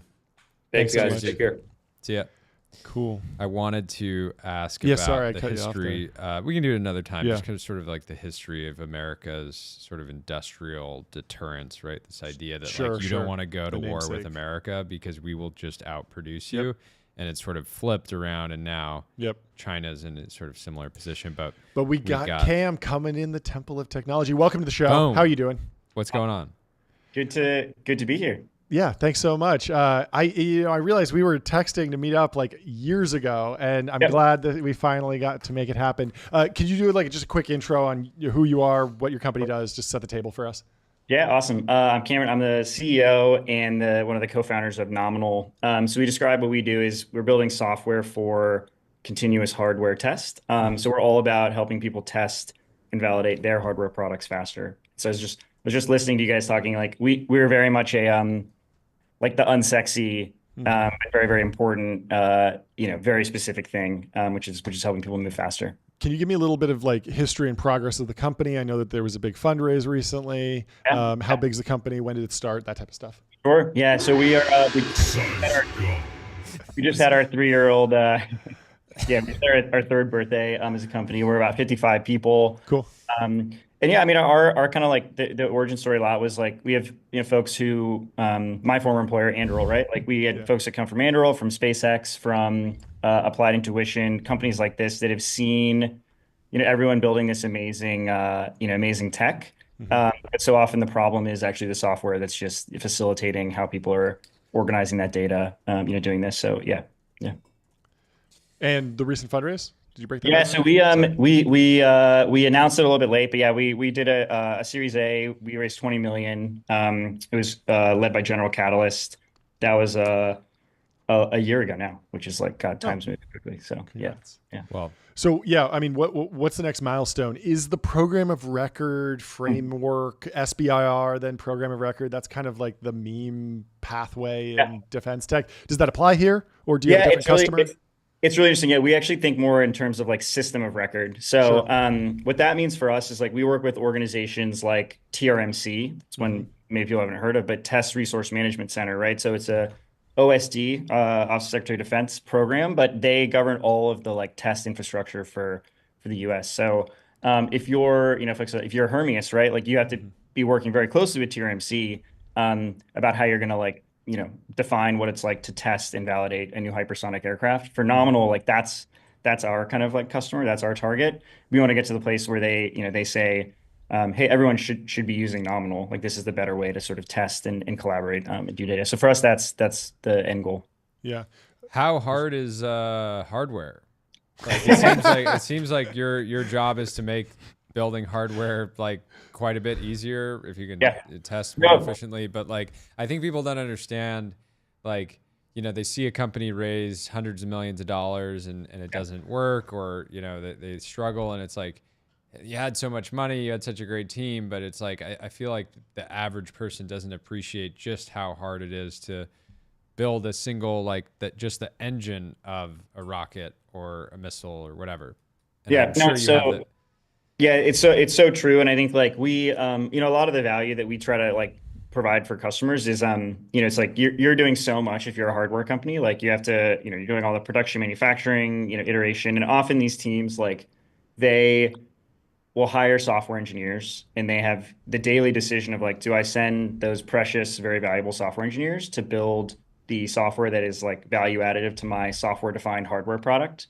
If I'm, you know, if you're Dhruva at Deterrence, you're like, I want my software engineers building the like robotic, you know, systems to do energetics. I don't necessarily want them building, you know, data analysis and management and kind of like visualization infrastructure, because it's already hard enough. And so our big bet, like the bet we are making is, there's this massive reindustrialization movement. We are solving as a nation incrementally the different bottlenecks, whether it's rare earth materials, it's the supply chain, it's the production manufacturing, it's people actually building these systems.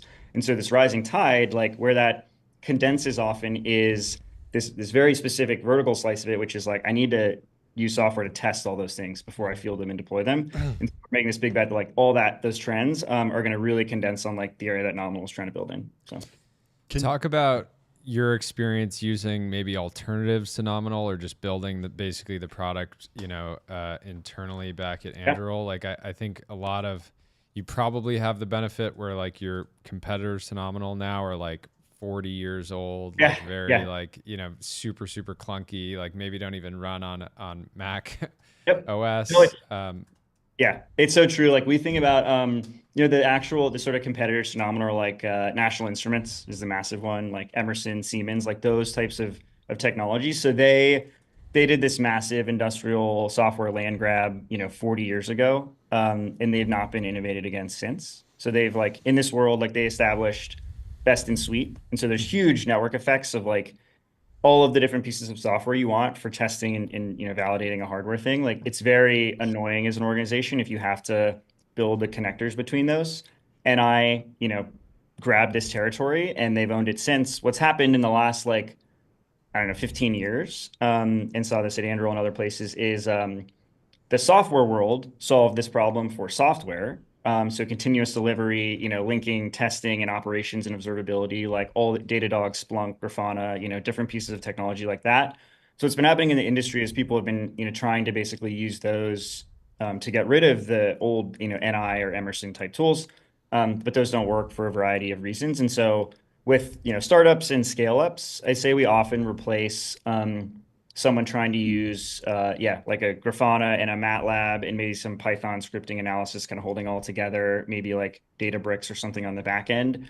Pieces of, you know, technology that are good, but they're not for this like industrial operations world. And then at the bigger, you know, the big five type customers, like it is a lot of that really, really old software that we're displacing. Do you even care to go after like the actual primes right now, or are you just happy to just, you know, that you have hundreds of newly funded startups that are probably like desperately need your product and like probably like much faster to close? Yep. No, exactly. I think we're in this like we're basically in this inflection moment where we've been, you know, building and validating the product. And excitingly, we announced the second product. Like I think to win big in this space, like you have to build multiple products across this sort of stack. So we've been doing that with these like startups and scale ups. But now we're moving into these, larger customers now that it works well, and you kind of add zeros to the contracts if they go well. So I can imagine if Boeing is signing up for something that what they'd be willing to pay for this software is like a pretty big number. So no, on that, like I think like a lot of the early conversations around like, hey, you'd be building this with an internal team and paying, you know, engineering headcount to allocate against that.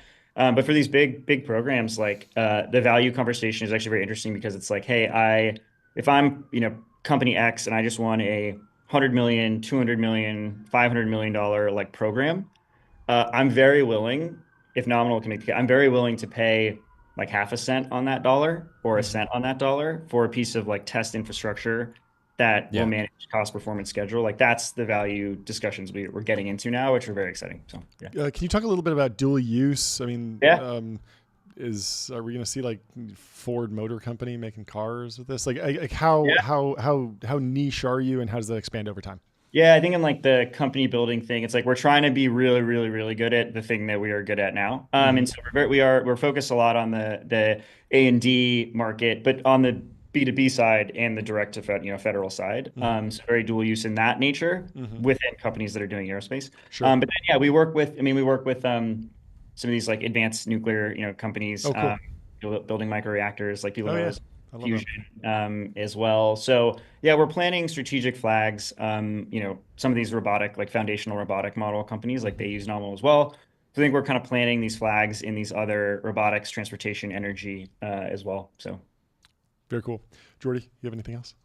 I don't have anything else. I'm just extremely bullish because we just got on you and what you're doing. Just because every single person, it seems like we've talked to today, like either needs this or their customers need it. So I'm sure you're pretty busy, and I appreciate you taking the time. What are you guys hiring for right now across the whole company? I'm guessing, or hiring across the whole company. Like for us, it's like folks that understand software but have done hardware is like the sweet spot for us. So a lot of those customer success is like the old type, but we call it mission operations. But yeah, people that want to go to one of these hardware companies and help like deploy the nominal software suite, like that is it's a very special skill set. But if that's you, if you worked at a hardware company and were the software person there, you know who you are. Yeah. Do you guys think you benefited from Palantir having so much success with the sort of forward deployed engineered model, where there used to be so much pushback against that, but now people are like, oh, it actually works? And I imagine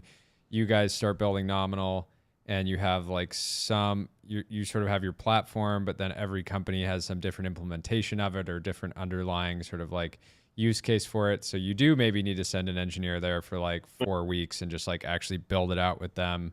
Did they sort of give you guys, were they a catalyst? Yeah, absolutely. Jason, our co-founder and CTO, was an early Palantir employee, worked on Foundry, and like we take a lot of that DNA. I think the key thing is like the ability to then productize those insights is key, right? At scale, you don't want to get too far in that, but like our folks we have them on 6-week rotations essentially, where they'll go do like a customer pump, customer stint, right, and then come back and get back in the main product org. And then it's like, what did you learn? Like, what did you learn from that customer? And like, what are we not thinking about because these 20 engineers are not spending customer time? And I think that's really, really key to kind of closing that loop. Can you talk a little bit about international expansion? I know there's this big movement towards, Europe is going to nationalize. They're going to want their own national champions. But I have to imagine that if you're deeper in the stack, deeper in the supply chain, that's just less of a priority for those governments. Like it's less of a priority that steep in the supply chain. Like it's different. The difference between like buying a DJI drone and buying a GoPro that was manufactured in China. Like people have different aesthetics around that. But how are you thinking about that? We're super bullish on international expansion. I think it's a thing that we did for the first time. Like, so we have international customer. It's going very well, and so a European customer, and so I think we're excited to double down on that. And kind of the two, like one of the reasons is this going there and then like deploying the nominal software suite and sort of seeing like these folks are generally speaking like pretty enamored with the Anduril, the SpaceX way, the Palantir way of doing stuff. And so I actually think like there's even like kind of larger delta in some ways where we can kind of like really wow them with our capability. And so that we're super bullish on that. Australia is one where we're really excited too. Like that makes sense. Just leaning into the AUKUS broadly. They're on the aerospace thing, like a lot of interesting, stuff there, and they're very, advanced on CCA collaboration with the US and stuff. And so there's just a lot of like interesting trends there that we can, Do you think? It's only a short flight. I'm sure you're over there back and forth every other week. We've never asked anyone about this on the show, but I'm curious since you're just starting to go through this process. So a lot of the potential of some of these new AI tools is around like translation and real-time translation. And there's kind of a crazy scenario now where like you guys could sell to your product to a Spanish speaking country, and then you could have one of your engineers like, real time. Is that like forward deployed engineers who don't deployed, speak the native language, but it doesn't matter A lot anymore. of engineers end up speaking English, but like, is that even a part of the calculus? Like, do you think you can go? Most engineers don't even speak English, only code. Yeah. yeah, exactly. Yeah. No, I love the question. I've never been asked before. But I think it's like this initial, international customer was like a predominantly, conducted business in English, but I think it's like totally enables that. Yeah. I think it like absolutely does make that easier because there is an implementation sort of like, phase and yeah, that would be a huge, So. Cool. Well, if you ever want to get into testing live stream infrastructure, we live stream 3 hours a day. We're always trying to improve looking for the product. best. So we'll be the first customer. We'll be the first customer. We'll be your design partner on it. Yes. And you can bring a forward deployed engineer into the studio here. They'll just sit under the table. Sit right here. Yeah, exactly. Under the table. Yeah. With all the wires here. There's so many wires. It's great having you on. I have no doubt that next time you raise, come on the show, break it down, or any other reason. It's great to have you. Yeah, great to have you. Thanks so much. Cheers. We'll talk to you soon. Do you want to rip through some timeline? Get out of here in a couple minutes. Give the fans what they want. Most of the timeline today is just endless Ghibli back and forth, which we kind of already covered. Let's do the David Perel one. Because we're he's going to have be coming him on the show next week. He says the Ghibli style memes are the beginning of something bigger. The age of minimalism is over. No longer is the internet stuck in the soulless valley of right angles and flat white backgrounds. Everything from anime to Art Deco is now just a clever prompt away. A new kind of maximalism is here, and it's here to stay, which is why I post slop to my timeline live when we're on the show. Maximal slop. Yeah, it's great. No, I think it's totally. I like cool. this take because there were a lot of takes that were just like pure bull. It's amazing. I can't get enough Ghiblis. They're amazing. I'm just posting all these, getting all these likes. Then there were a lot of people who were just total backlash mode, saying like, "Oh, this is terrible. What would Hayao Miyazaki say?" But now this is a more nuanced take. That's just like it's almost normative, not positive. It's just saying, "Hey, there's a change and the internet's about to look different." I mean, maybe that's good, maybe that's bad, but it's going to look different. There's so many. I feel like throughout my career, I've been lucky to be friends with a bunch of great designers. So when I have a funny idea, I can just sort of be like, "Hey, like this would be funny if like, you made this picture look like that, or make this 3D asset." I actually use Photoshop a lot to make these memes, but now it's like way easier and way faster. And it's so crazy. Yeah. Even a month ago, I was thinking, you know what? I need to go on Fiverr, Upwork, and just find somebody who's a good Photoshop designer that I can just send stuff to, and I don't need that anymore. Yeah. You can move a lot faster. I saw Ashley Vance was posting these memes that were like kind of Ghiblified, but also making commentary on. He has this one that's like the big Greek horse chat, and it's like Troy. I don't know if I can just show that,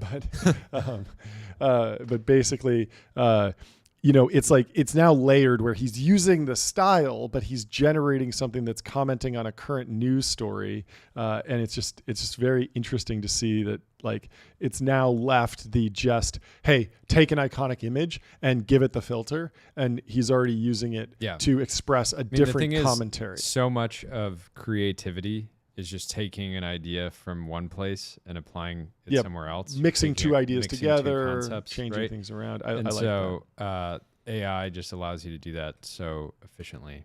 Yeah. Well, honestly, there aren't that many other news stories here. ARC AGI 2 dropped. If you've been following the AI benchmark, why are you laughing? I just saw this picture of Jar Jar Binks. Oh, the Jar Jar Binks one is fantastic. This is all time. We got to zoom out a little bit. Yeah, somehow, you got to zoom out. Okay, so because it's a Northrop Grumman. You want to read it? Are you going to do the voice? Misa is detecting threats like never before. Learn how recent combat ID enhancements are evolving mission. So Northrop Grumman has a program called MESA, and of course that sounds like the way Jar Jar Binks starts every sentence in the early Star Wars movies. And so they just put Jar Jar Binks' face with the little caption, and it's making it sound like Jar Jar Binks is talking about Northrop Grumman's program. Man, not a native posting group, the Northrop guys. It's a very different vibe at Northrop from Anduril. This is like candidate for post of the week. This might be. This is such a good post. I'm gonna put that in Banger Archive. You really should. It's great. The chat wants us to cover the Fannie Mae IPO that Wall Street Journal's reporting on. Maybe at this point, we tomorrow. should probably cover tomorrow. Yeah, that makes sense. Thank you for the suggestions. Yeah. But this was a super fun day. This is great. It's great. I like these theme days. I want to do more of these. They're a little bit harder Yeah. on the scheduling side, but I think it's well worth it Totally. to just have a conversation that flows from one to the next. Bunch of different people. Maybe we can layer in a debate at some point. I want to do an AI day. I want to do more of these defense days. Maybe a crypto day even. Anything. Yep. Be very interesting. Anyway, thanks for watching. Thank you. Fantastic show. We will see you tomorrow. Thank you to our wonderful sponsors. Tomorrow for is making the show Intellectual possible. Day. We got two authors, two Stripe Press authors little sneak already peek. We booked. We got Dwarkesh Dwarkesh Patel coming on. coming tomorrow. And, the man himself. And I think I'm going to send out emails to a bunch of other Stripe Press authors now and try and get Let's stacked with the author day. Let's That'd do be it. Great. I have the mind of a golden retriever, but I'm excited for it to be an intellectual mind. Tomorrow will be an of a intellectual golden- day. Yeah. We'll put on our thinking caps. thinking big. Put on our thinking caps. Gotta Take off the you gotta tinfoil think hat. bigger. Put on the thinking cap. I should pull up the every guest with the tinfoil hat on, but don't comment on it. Don't comment on it. Thank you everyone for watching. Have a great rest of your Thursday.